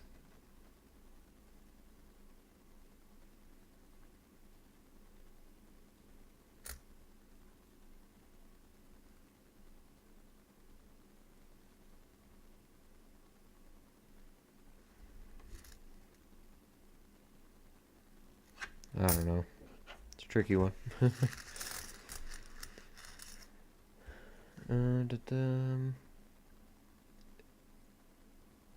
Driving on the shoulder makes me mad as hell. I don't run into a lot of that. Haven't run into a lot of driving on the shoulders. Not gonna lie on that one.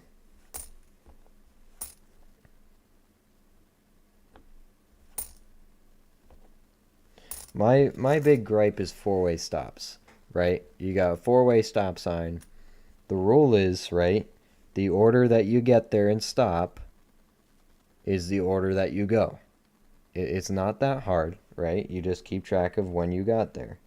If you pull up to the line first, you get to go first. Some people just sit there and wave you on when they've been there way before you. And it drives me crazy. I hate it. I don't like it. Really don't like it. And then if you get there at the same time, it always goes to the person, it's like, what, the person to the right or something? Or no, to the left. If they're turning, you let them go first or something like that.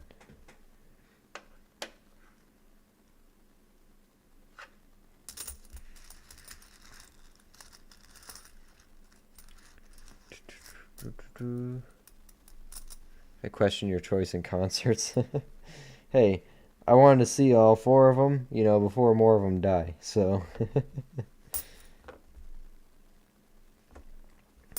they don't sound like they used to, that's for sure.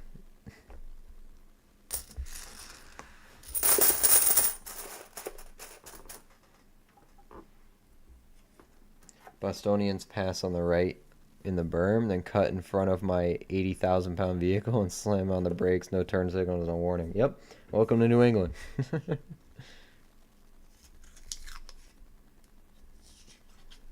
Welcome, welcome.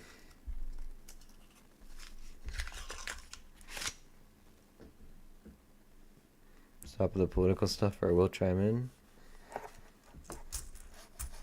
What? Complaining about Bostonians? It's pretty political. Unfortunately, some people think they're entitled, so they think they'll go first. Well, it's not even that. I'm fine with them if they get there and just go first. That's fine with me. It's just they get there before me and then they sit there. That's what bothers me. I'm like, you got there first, man. Go. Why are you sitting around? What's your problem? Like, this is one of the few things they actually did teach us in driver's ed.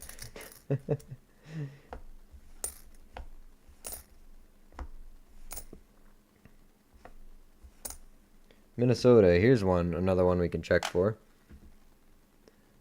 In between these two trees, there can be an extra tree that floats.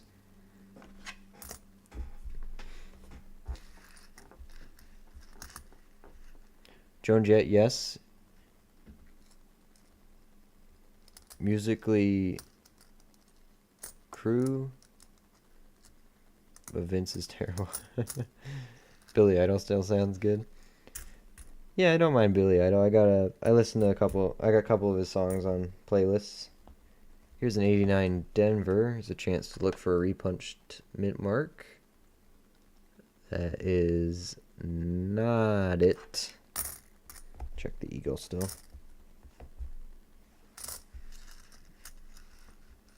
Judas Priest is still killing it. I haven't heard any Judas Priest from now, I've heard their stuff when it came out, right?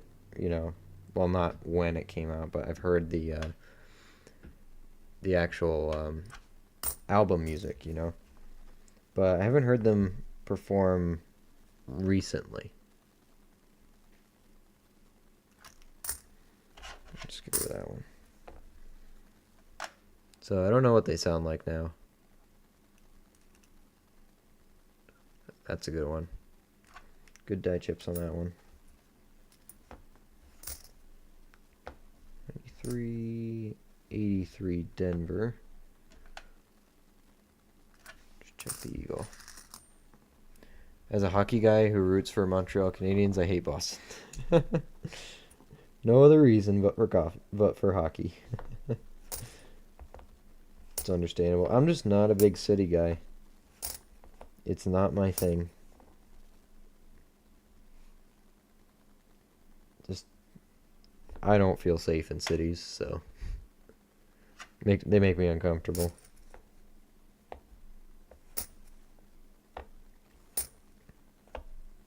Too many people in a small bit of space, you know? There's 21.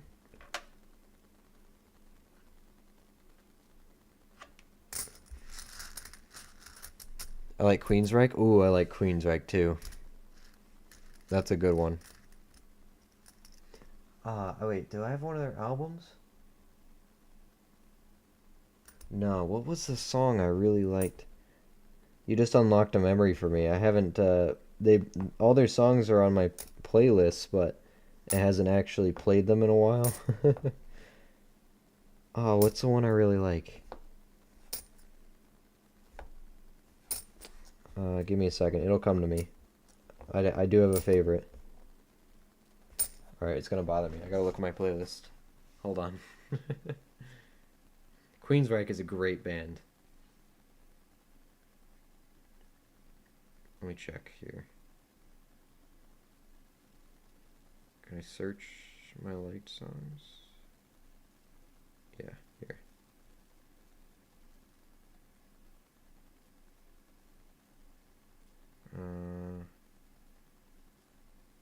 Artists. There we go.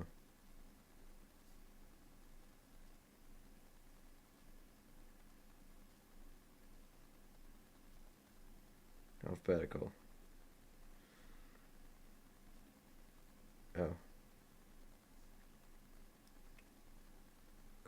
No, not Queens of the Stone Age. Queensryche. Give me that. Take Hold of the Flame. No, it's not Take Hold of the Flame. I know which one you're talking about. Jet City Woman was the first one I ever heard from Queensryche. Queensryche.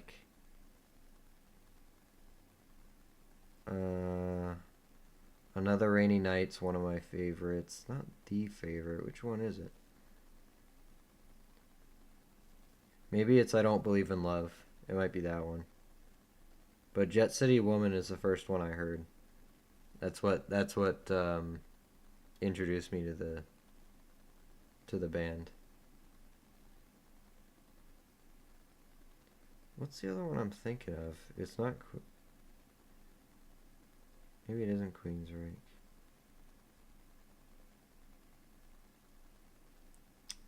Oh, it's gonna bother me. What's that band? I want to know if anyone else actually knows them besides me. Um. Oh, what's it called? What's it called? It's something close to that. It kind of sounds like Queensryche.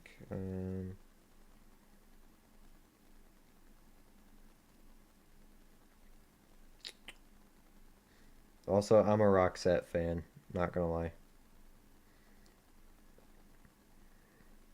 Um,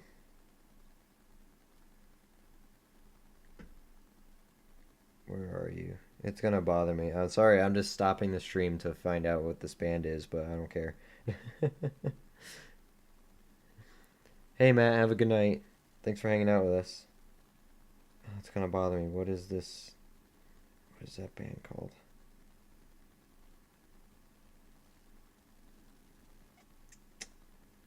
I'm gonna kick myself when I see it. Oh, Eclipse. Does anyone else know Eclipse? I don't think they have a bad song. In my opinion, I don't think Eclipse has a bad song.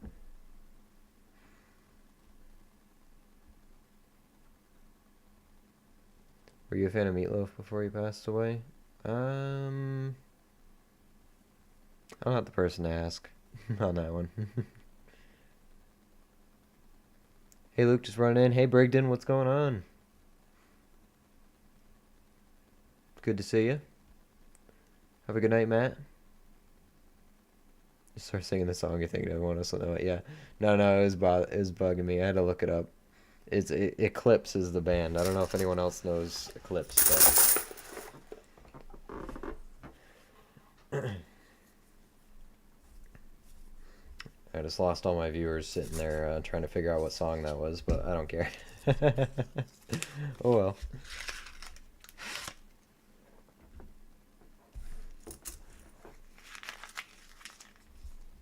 I also like Roxette. Roxette is just a good all-around band.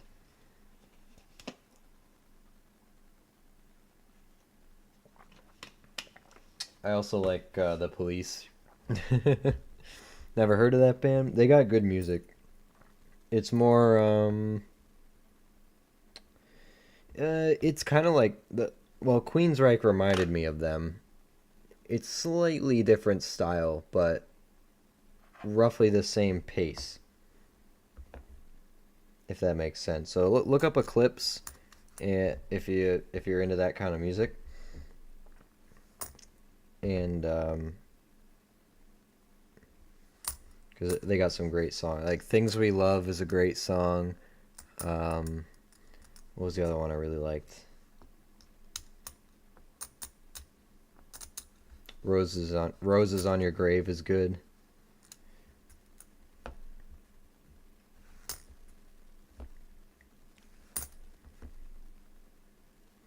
It's if you're into that more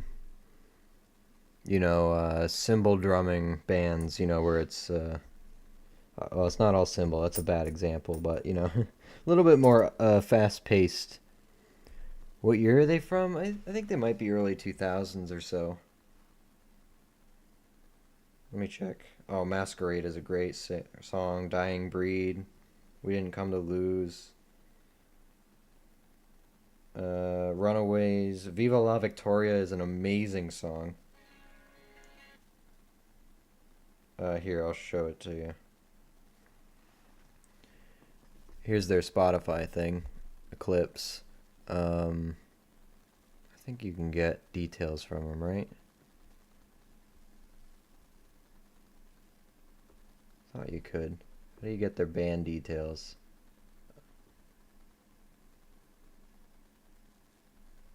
Oh, about. There you go. That work?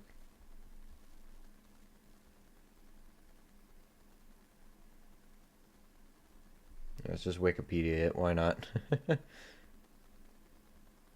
Swedish hard rock, 1999. Yeah, early 2000s to now. Hard rock, heavy metal, but it's not like screamer or anything. They got just listen to a couple of their songs, and if you're into that kind of music, you'll absolutely love them. But I got a bunch of them just on the playlist, so they're all good songs. I like Pentatonics, but they only do covers. Pentatonics is a good band. I do like them. I've heard a couple of their songs. Well, their covers. Went to the bank recently, picked up $25 in pennies, and unbelievable, found 6 rolls full of 40s and 50s wheat pennies. Wow, nice. That's not a bad haul at all. Not bad at all. Maryland, 89, Denver. Check for a repunch. Where is it? There it is. Not on that one.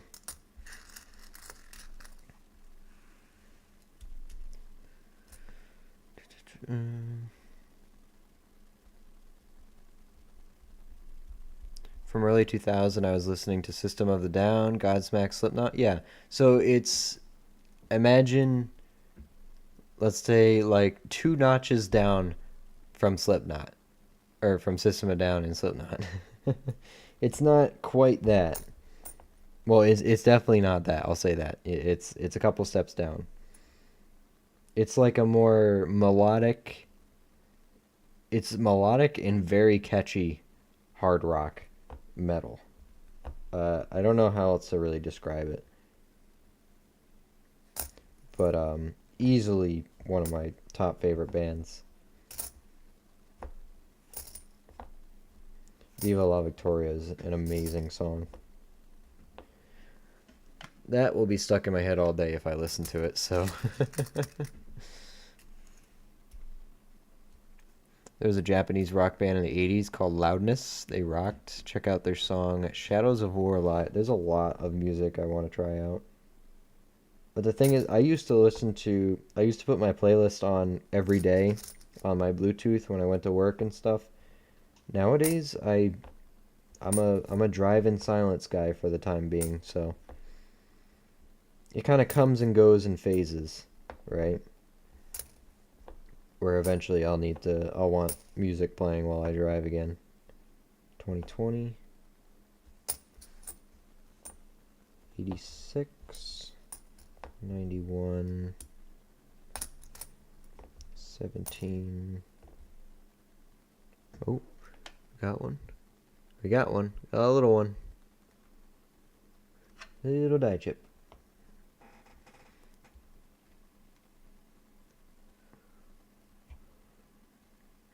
I'm sitting here drinking some homemade cantaloupe juice. Nice. I love cantaloupe. Top tier fruit in my opinion. I gotta get some from the store. I've been meaning to do that. So they're more in line with Breaking Benjamin? I don't know if I'm familiar with Breaking Benjamin. Just look up Eclipse and listen to it. Any song is good, really. I recommend Viva La Victoria or Roses on Your Grave.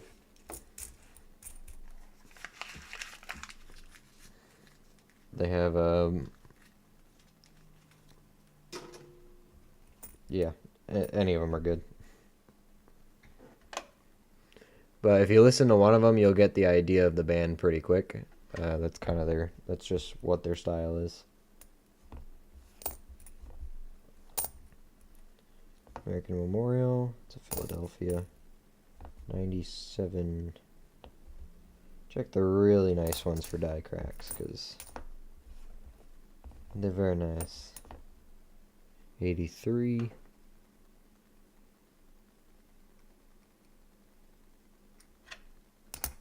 You think you gotta find those in very nice shape for them to even have anything remotely left.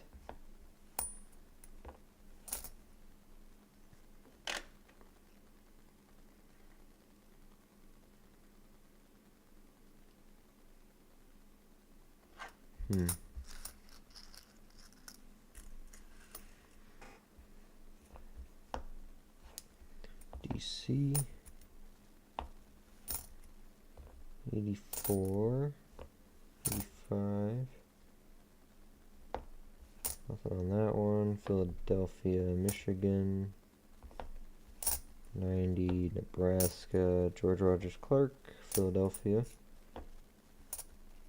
Lowell, Mass. Philly, Utah. Colorado. Colorado has die chips around the edges sometimes. Nothing on that one.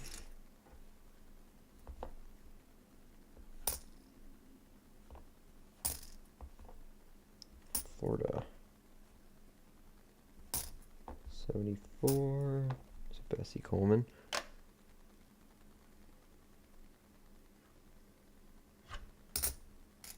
Check the other side. Gotta check George. This one's a cool color. It's like a steel color. I actually really like that. 89 Denver. Oh. Oh. Maybe? I can't tell. Hold on. Oof.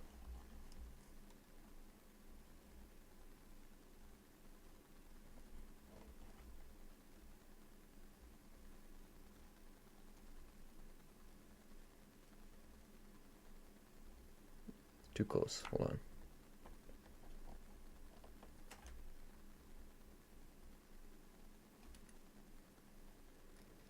Oh, maybe not. I thought that was a repunch. Probably not. Oh, hydrate. Everybody hydrate. Hold on. Do I have a bottle? There we go. Water. In the runnings koozie.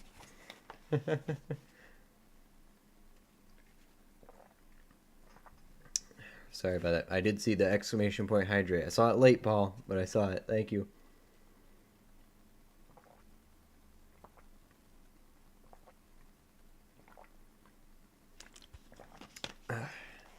Needed that one. Thank you. Hope you get that rare silver 32 Denver quarter. Yeah. I'm not holding out hope for it. Any silver is good for me, but I'll take it if it happens. Just did 13 more boxes of pennies today. Holy cow. Oh yeah, I forgot it's your day off, right? I found a 16, 19, 12, 32, and a 15S. My hopes on the Flying Eagle are diminishing. Well, you got Indians though, so right? So, well, have you found Indians yet? I don't think I ever asked. Damn, Eclipse sounds like Kiss. You know what? Actually, yeah, you're kind of right. Never made that connection. Kind of do. That's a good analogy for it. I like Kiss. I got some of their albums, records.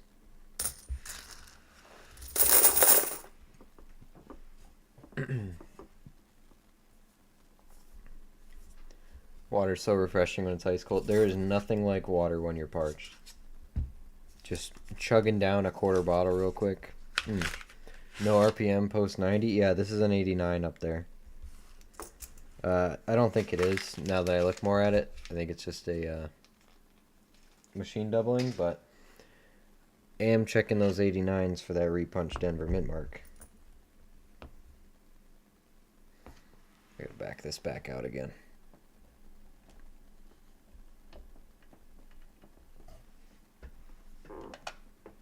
This chair is so squeaky. I gotta get a new one. It's starting to drive me nuts. I mean, you guys who have been here a while know I'm not gonna do that because I say it every day and I don't get one. Today's the day, I swear. Here's an 89 Denver. Definitely not on that one. Homestead. No roof. No doubled windows. No leaky bucket. Womp womp. Found 2 Indians a couple days ago. There you go. So at least you got them. You need to see the 55S wheat I just found. It's already in my album. Pretty. Did you put it in Discord? I'll pull it up here. Oh, there he is. Yep, Paul. Oh, wow. That's pretty. You sure that's not cleaned? That looks pretty good. That is incredible, actually. Here, I'll put it on the stream for people who want to see it. Here.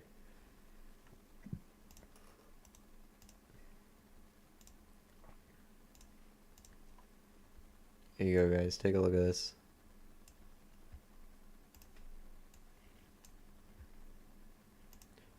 Look at that. That Paul found. 55S. Whoops. I mean, it's pretty. No, it probably isn't clean. It's just the color is very light. That's the only reason I brought it up. But I guess I have seen some coins like this, so.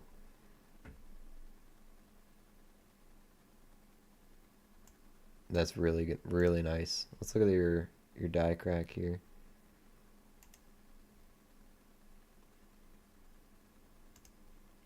I guess it is a proof technically, yeah. Right?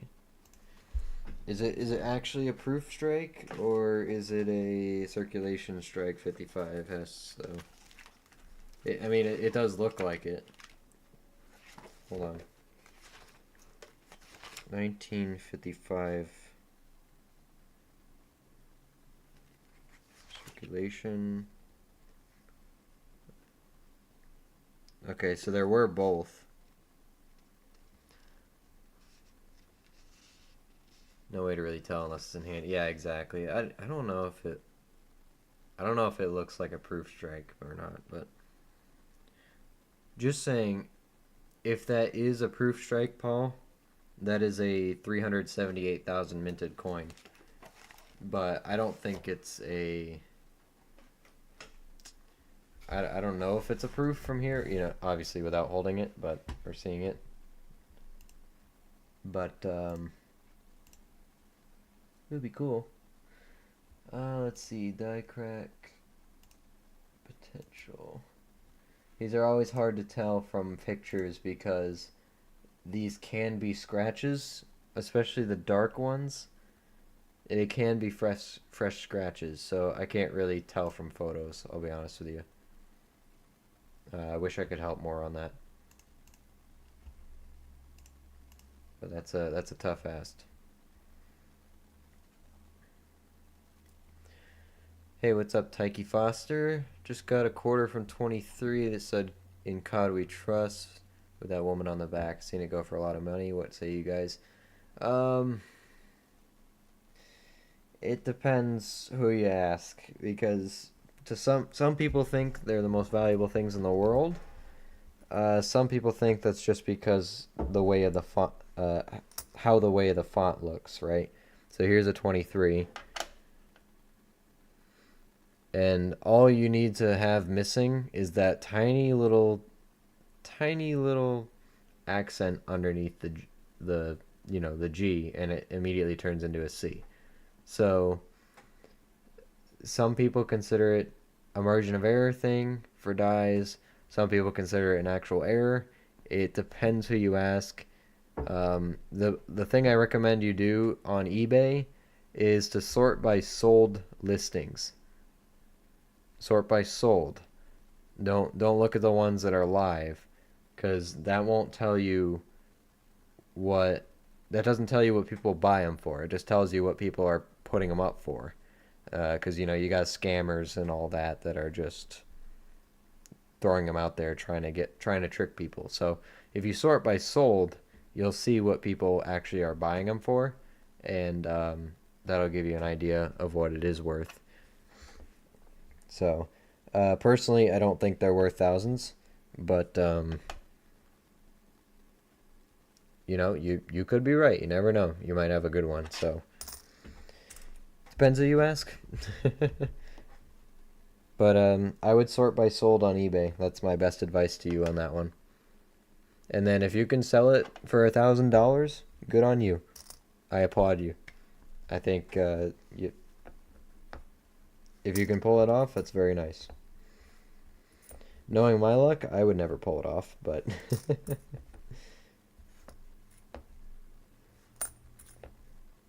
but then again, I don't really look for them. I'm sure I probably could have found one or two by now with the amount of quarters we've gone through, but um, not something I collect anyway. I do other errors on those coins, but not the COD we trust, I guess you can call it. Because that'd be a very easy thing to just not be there. Sand Dunes, Massachusetts. Very nice, Fort McHenry. Off-center strike, too. Not quite enough. You can see that huge gap on the top compared to the bottom. It's pretty good, but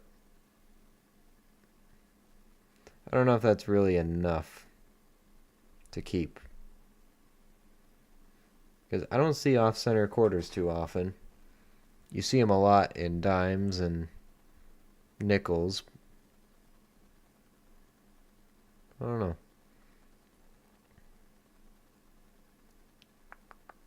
Saw a video on YouTube about a guy who cleaned a coin with toothpaste and hydrogen peroxide. I just try not to clean my coins at all. So, because if you ever want to get them graded, they'll know. They know. We live in a society that sells bottled water. Someone will buy it. Posted the 55S in the album next to its new companions. I'll take a peek at it.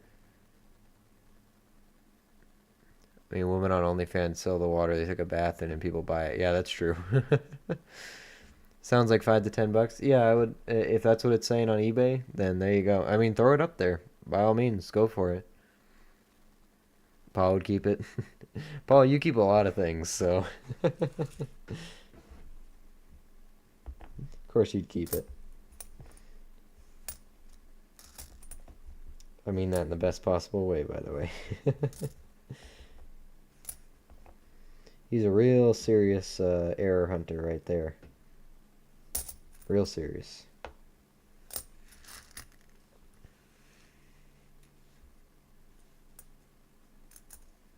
Only idiots clean coins. Yeah, you don't have to. There's no reason to. Because in my opinion, after you clean coins, they look unnatural and ugly. So the finish isn't, it's not real luster or anything like that. It's fake.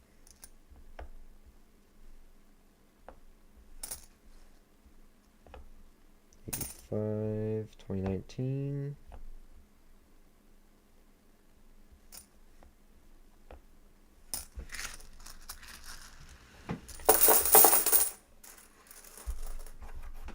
Luke the Fort McHenry can have the fireworks doubled. Is best seen on the lower hearts of the burst. I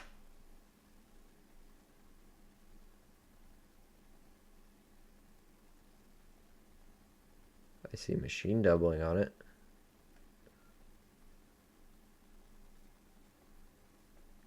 I didn't know that. I'll have to look for them. If I remember. I mean, it's a very nice coin, but... yeah, I'll set it to the side for now. We got 5 rolls left, by the way. This box, the second half of this box has not been as friendly as the first half. If you clean a coin, that $1,000 coin is now worth $1. Yeah. Exactly. Good. If you ever want to get it graded to prove that it's a valuable coin, you just ruin that chance. Because it'll have a big fat label on it that says cleaned, and no one will want it. Or they'll want it, but they won't pay the full price for it, that's for sure. You lose majority of its value. Marsh Billings, Philadelphia. Denver, New York. Lowell, Mass, Philly, 80.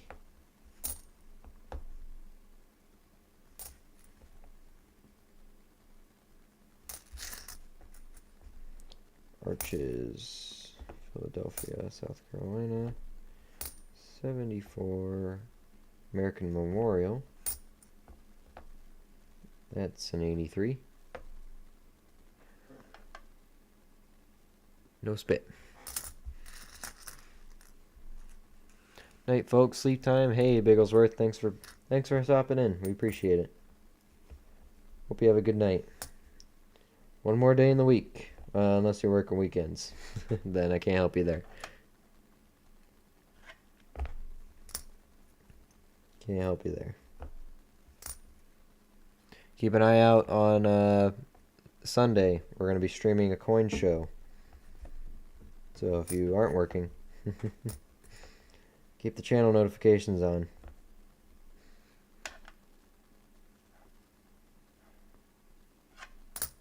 On that one, 98,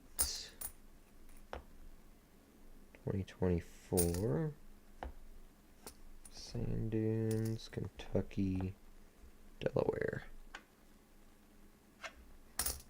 No spit. Where are you, silver? I ask that all the time. I don't know. The silver streak might be ending with this box. It'd be sad to see, but it's possible.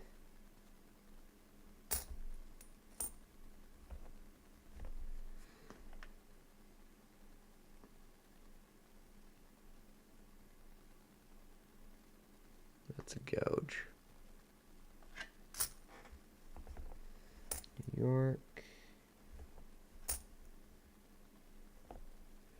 Edith. There, snow-capped.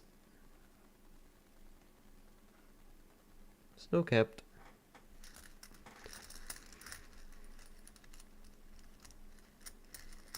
Learning how to conserve a coin before encapsulation can save a coin from the dirt on the surface, especially in stapled flips.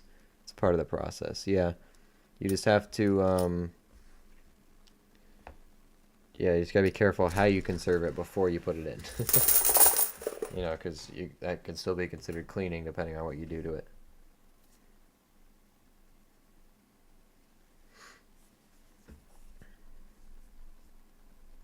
This one's ripped open. It's a good sign, right? I'll be there as long as the stream is after church. We'll see. I think we're watching church in the morning and then going to it. I think it'll probably be late morning though. I don't know yet. We'll see.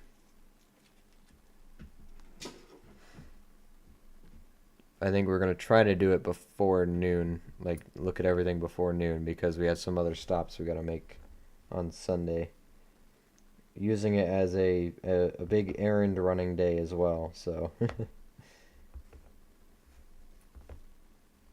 So River 2020. Take that one.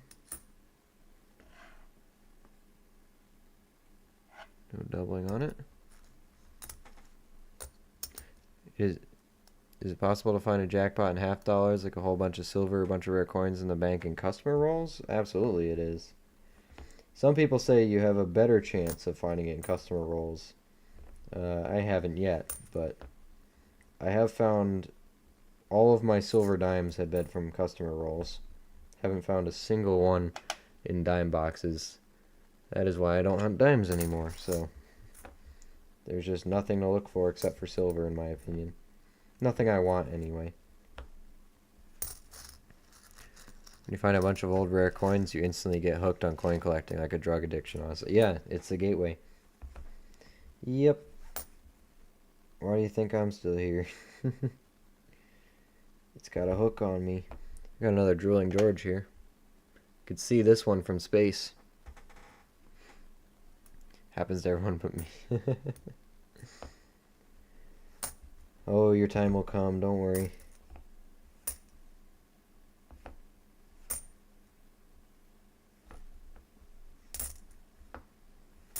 Where's Fairy?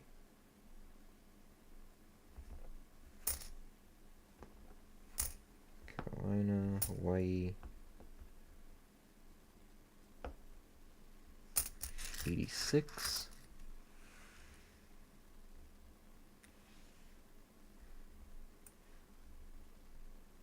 $65.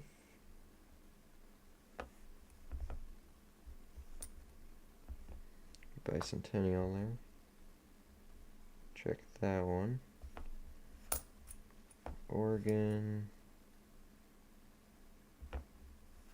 96, 92. Harper's Philly. Philly. Virginia Philly. 23. 2019. West Point. Nope. Guy can dream, can he? 67. Effigies. Arkansas. Philly. 93. Okay. Take the other Drooling George. Look for the double die on the Bicentennial. I think there was some good money. Alright, 3 rolls left. Home stretch.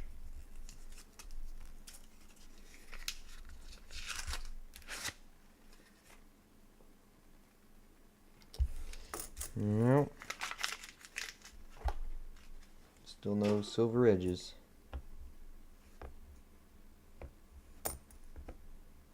$20.20, that's a beautiful one. He's pretty. Don't need it though.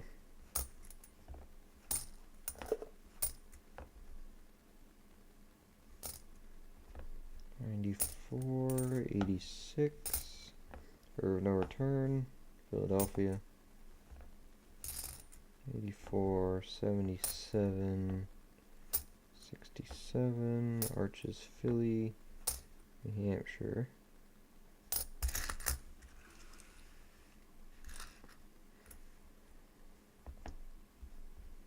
Salt River 2020. It's Philadelphia. How much do the 1909S pennies go for? The VDB or just the 1909S? Because the 1909S VDB is worth a lot of money. Couple thousand depending on condition.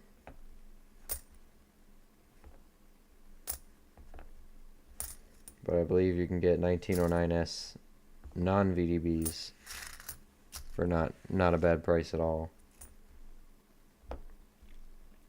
Still a tougher date, but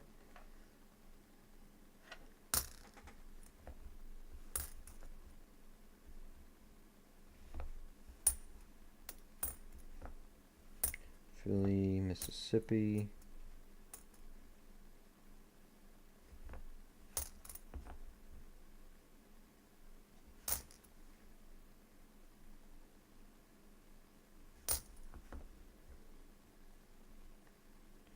A lot of women's quarters.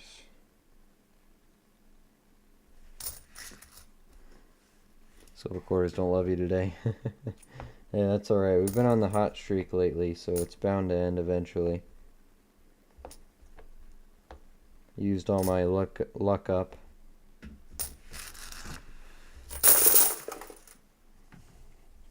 Bourbon Colony, what's going on? Any good Sally Ride quarters lately? I don't think so. Don't think so.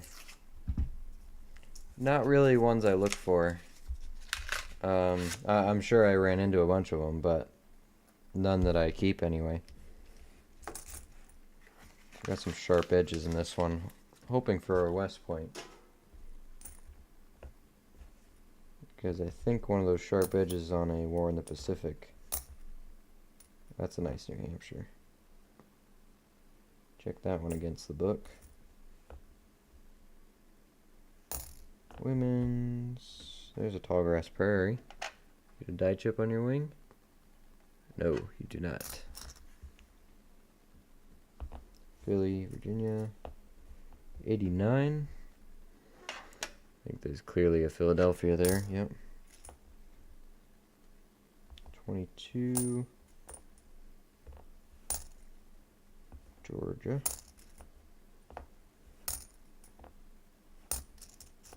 I don't know if I have many good Georgia examples. Check the book on that one too. Vermont. Acadia, beautiful. War in the Pacific, that's a nice sharp edge. 2019. Ah, it's a Denver. Denver. Good sharp edge. I was hoping for sure that would be a San Francisco or something. Or a West Point. No. Just an uncirculated War in the Pacific. 83. What denomination of coins are you doing next stream? I don't know. I think the next coin hunting stream might not be until Monday. Unless Becca wants to do a penny box over the weekend with me. We will be streaming on Sunday, though. We are going to a coin show, so we will be we'll have Becca on the camera, and we'll be looking around for some good deals. We're gonna be hunting the bargain bins as usual, and just in general doing a bit of a show and tell of the entire show for you guys. And then if there's anything you're interested in, you let me know. I'll get it for you. So keep an eye out for that one. Otherwise, I mean, maybe we'll stream Saturday night. Maybe Becca wants to do a penny box. We'll see. But mostly gonna be mostly setting time aside to spend with her and my family this weekend, besides the coin show. So otherwise, though, on Monday we'll be back. We didn't get to do nickels this week, so hopefully we'll find a good time early next week to do some nickels. Do our play our tournaments. I've been having fun doing that. Hope you guys have been having fun doing that too. Just something different.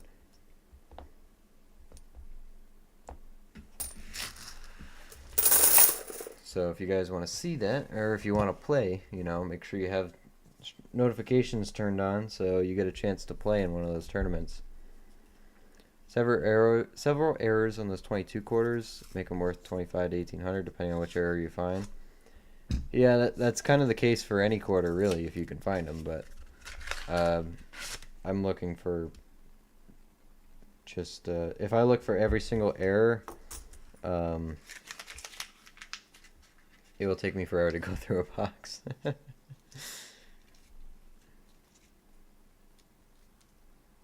Will it just be a coin show on Sunday, or will they also be selling silver rounds and bars? They always have bullion dealers as well. It's coins, any kind of currency, bullion, anything related to the hobby for, materials, equipment, stuff like that. Extra claw. So yeah, definitely when you get the time, definitely tune in. And then if you say in the chat what you want to see, we'll go find you a table of bullion. Last time I went to this show, it was amazing. It had everything. So we're excited to go back.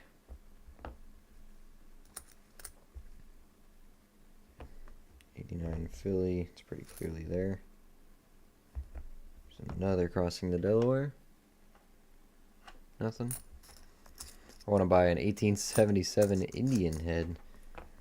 Littlefoot might have one. He's collecting the 1877 coins. He's trying to make a set of them.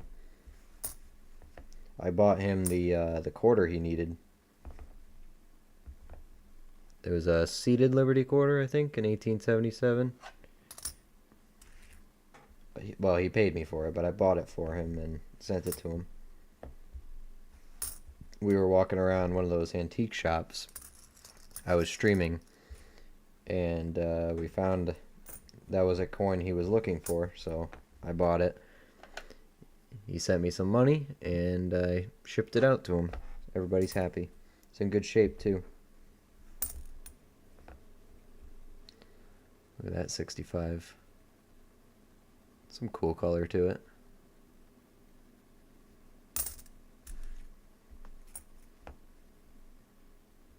Looks like the silver has evaded us for this box, but hey, that's alright. 83. Oh, I'm like, what's going on there? It's machine doubling. That's a scratch. Coin shows are cool. Yeah, coin shows are real good use of my time. I just went to a little one on Wednesday, and now we're going to this one.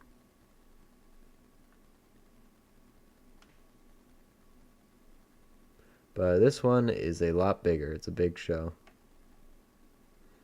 That's why I'm thinking we'll try to get there nice and early, so we can see as much as we can before lunch, and then probably go from there, because we got a couple stops to make that day, so we want to try to set time aside for the coin show, but not be there too early, I'm not that much of an early bird, especially on a weekend. Good thing I don't need too much sleep. But I'm gonna be driving a lot on Sunday, so I want to rest up a little bit at least. Got a drooling George there. It's the start of one. Not good enough. Maya Angelou. I think there's like potential doubling on a lot of stuff on here, but yeah. Michigan, 95, and North Dakota. All right, that was the box. That was it. I believe I won that silver either on June 2nd or June 3rd. Just a heads up, I haven't double checked 1 gram plain bar. Okay. Um, if I remember to look, I will. Otherwise, if you find the exact video, just comment on the stream. Give me a timestamp, just so I can confirm it, and then I'll send it out to you. No questions asked. I also want to buy an 1856 Flying Eagle cent. If only I could afford one. They're not too expensive, but if you want it in nice condition, you're gonna pay, right? If you want just a G4 Flying Eagle, you can get them for $30 or so, but it's $30 for a crappy penny, pretty much. You know, it sucks. Hey, Papa Giorgio, nighttime hunting. Yeah, going a bit late tonight. Started late, but we're about done here, I'd say.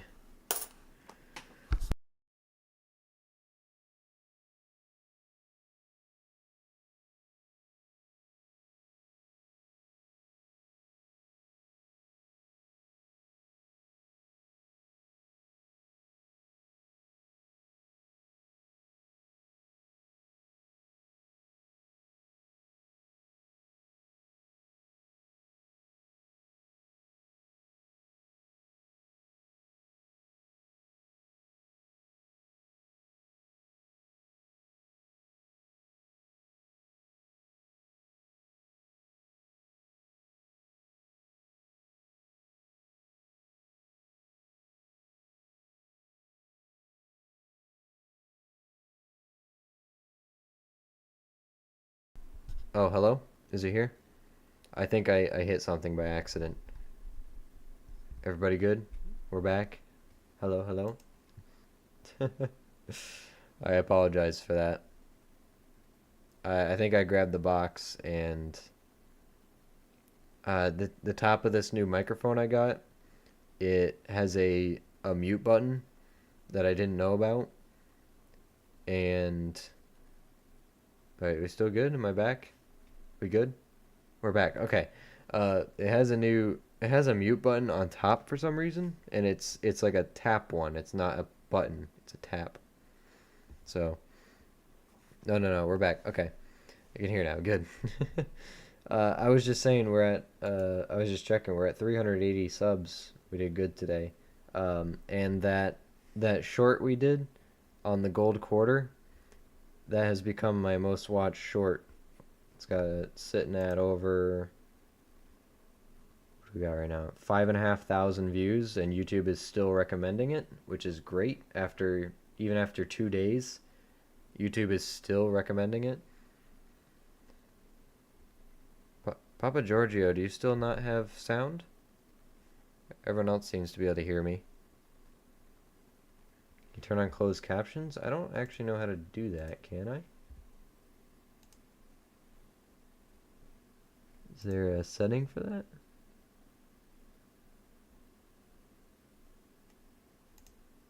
I don't know how to do that.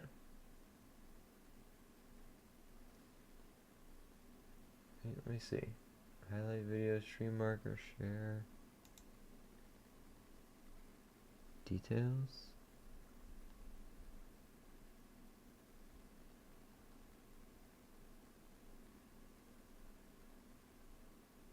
I don't know if I can even do that. I'm sure I can.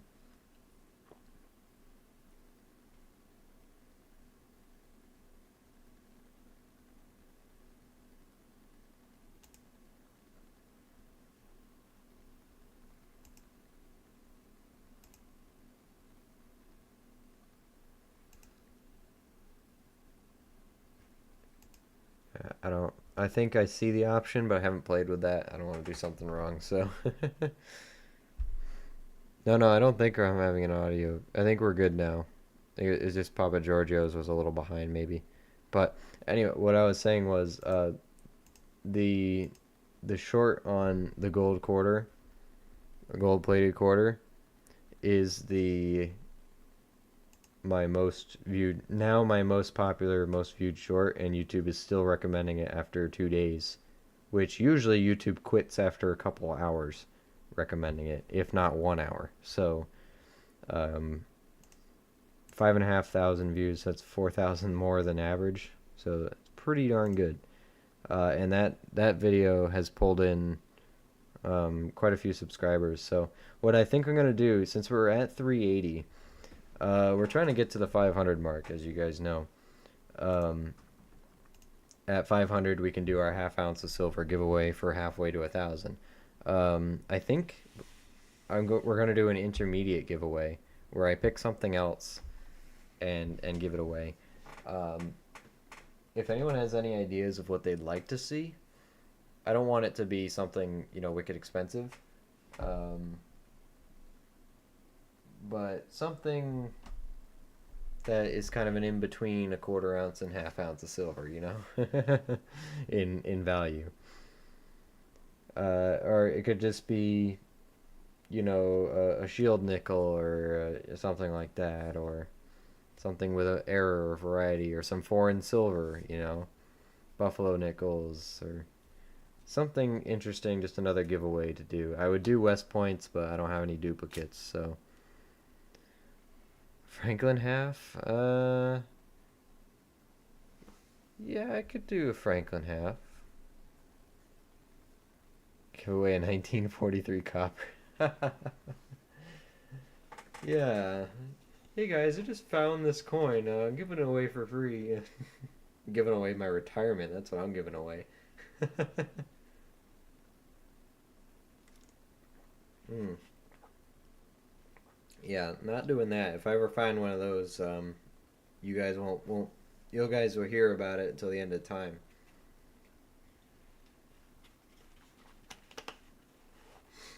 Wouldn't that be nice, huh? That is the true male fantasy, right? A 1943 copper.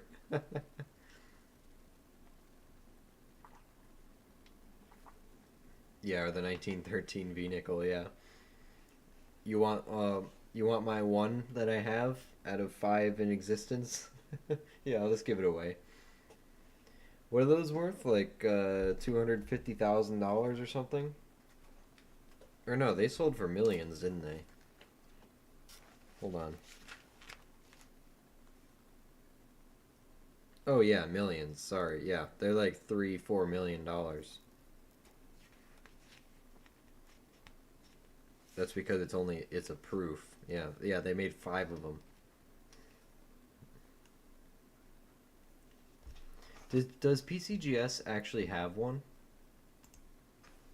I'm curious. PCGS, whoops, 1913 V nickel.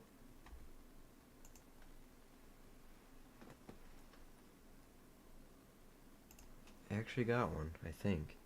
At least they have a listing for it. 1894 Asp Barber. Yeah, that one too. What are the mintage on that? I know it's super rare. I don't know the number on top of my head.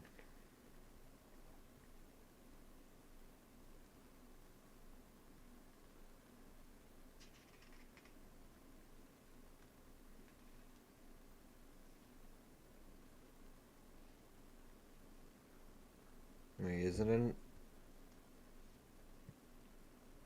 Oh, 94. Yeah, there's 24 of them. Of those 1894 S's. Yeah, that's $1 million coin as well. I think only in the Smithsonian. I think they're all in a set now. Okay, so they have all five of them. They didn't get out or something. PCGS has a proof 63 graded. Hold on.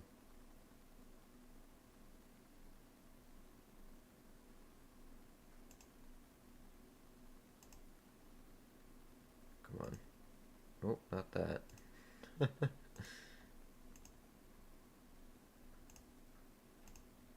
Not that.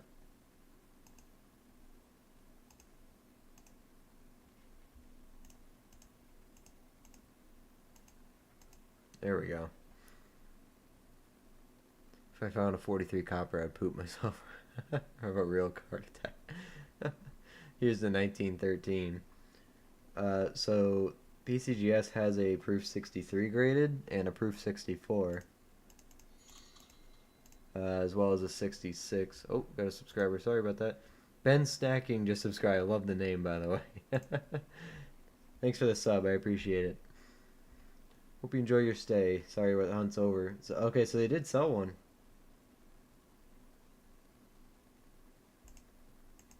PCGS graded. It was a proof 66. $4.5 million.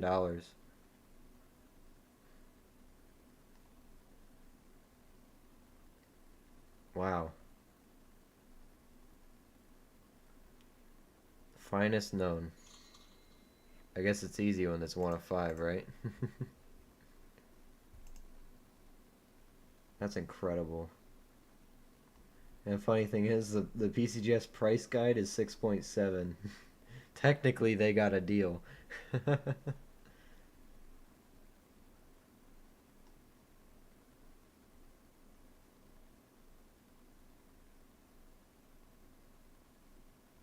been featured in more exhibitions than any other.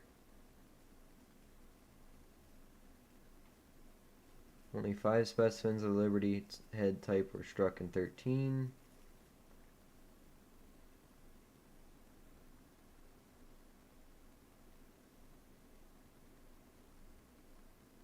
There is one in the Smithsonian.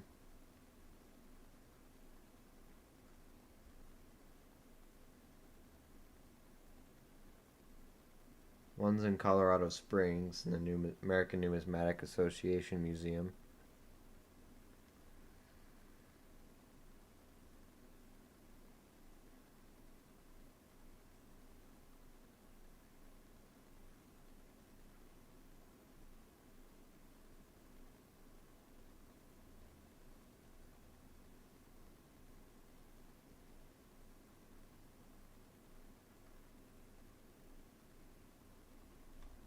There's a whole history of the nickels. Wow.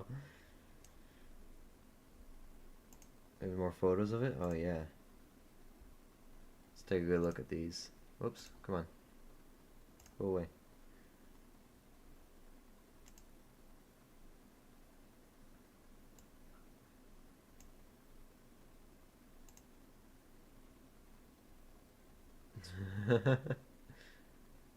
This is probably back in the day, but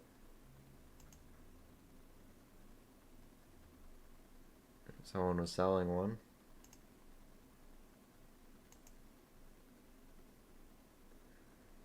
Kind of makes me sad because now I know that, I can't, it's almost impossible to make a set of one of everything, right? And have it. Because you'll never own one of these unless you're a millionaire, right? I didn't know there's coin museums in Colorado. There are coin museums everywhere. You just gotta find them. They're not really well advertised or anything.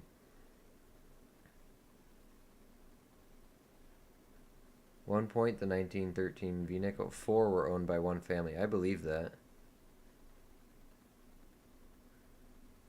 Finest known. It's got a gold tag and everything. Look at that.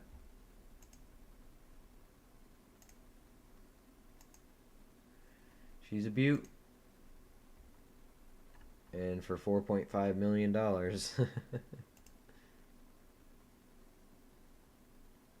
Goals, yeah.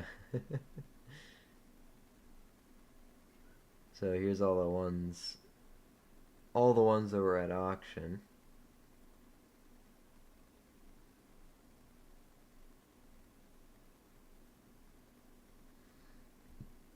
So it can be the same coin that was sold multiple times as well.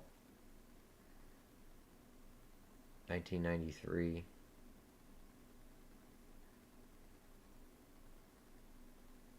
Proof 63, proof 65, gem proof 66. Stacks Bowers. So yeah, this was one of the original owners. I think that's this one. It got sold again.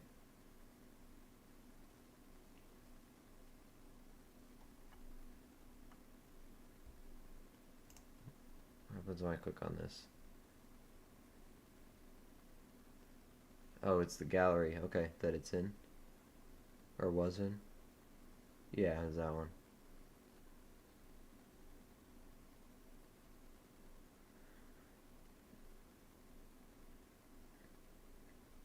It's amazing how there's this side of coin collecting where everybody watches and sees, like, it's like passing the torch, right? Like who's gonna be the next owner of the finest 1913 V nickel in the world, right? That's pretty cool. That's really cool.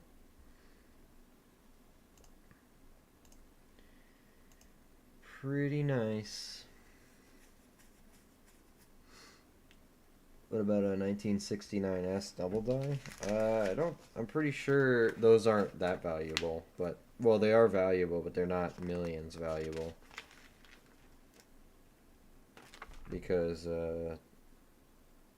well, I mean they're expensive because the Red Book guide on the 69S double die in MS 63, 64, you're anywhere from 50 to 100 grand, but that's assuming it's in MS condition. So that's a big if right off the bat. But I'm sure a circulated one is a couple $1,000s, sure.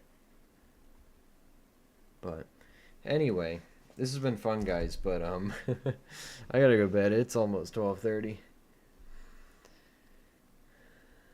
It's almost 12:30. Still got work tomorrow. Another hot day. It's gonna be draining anyway. So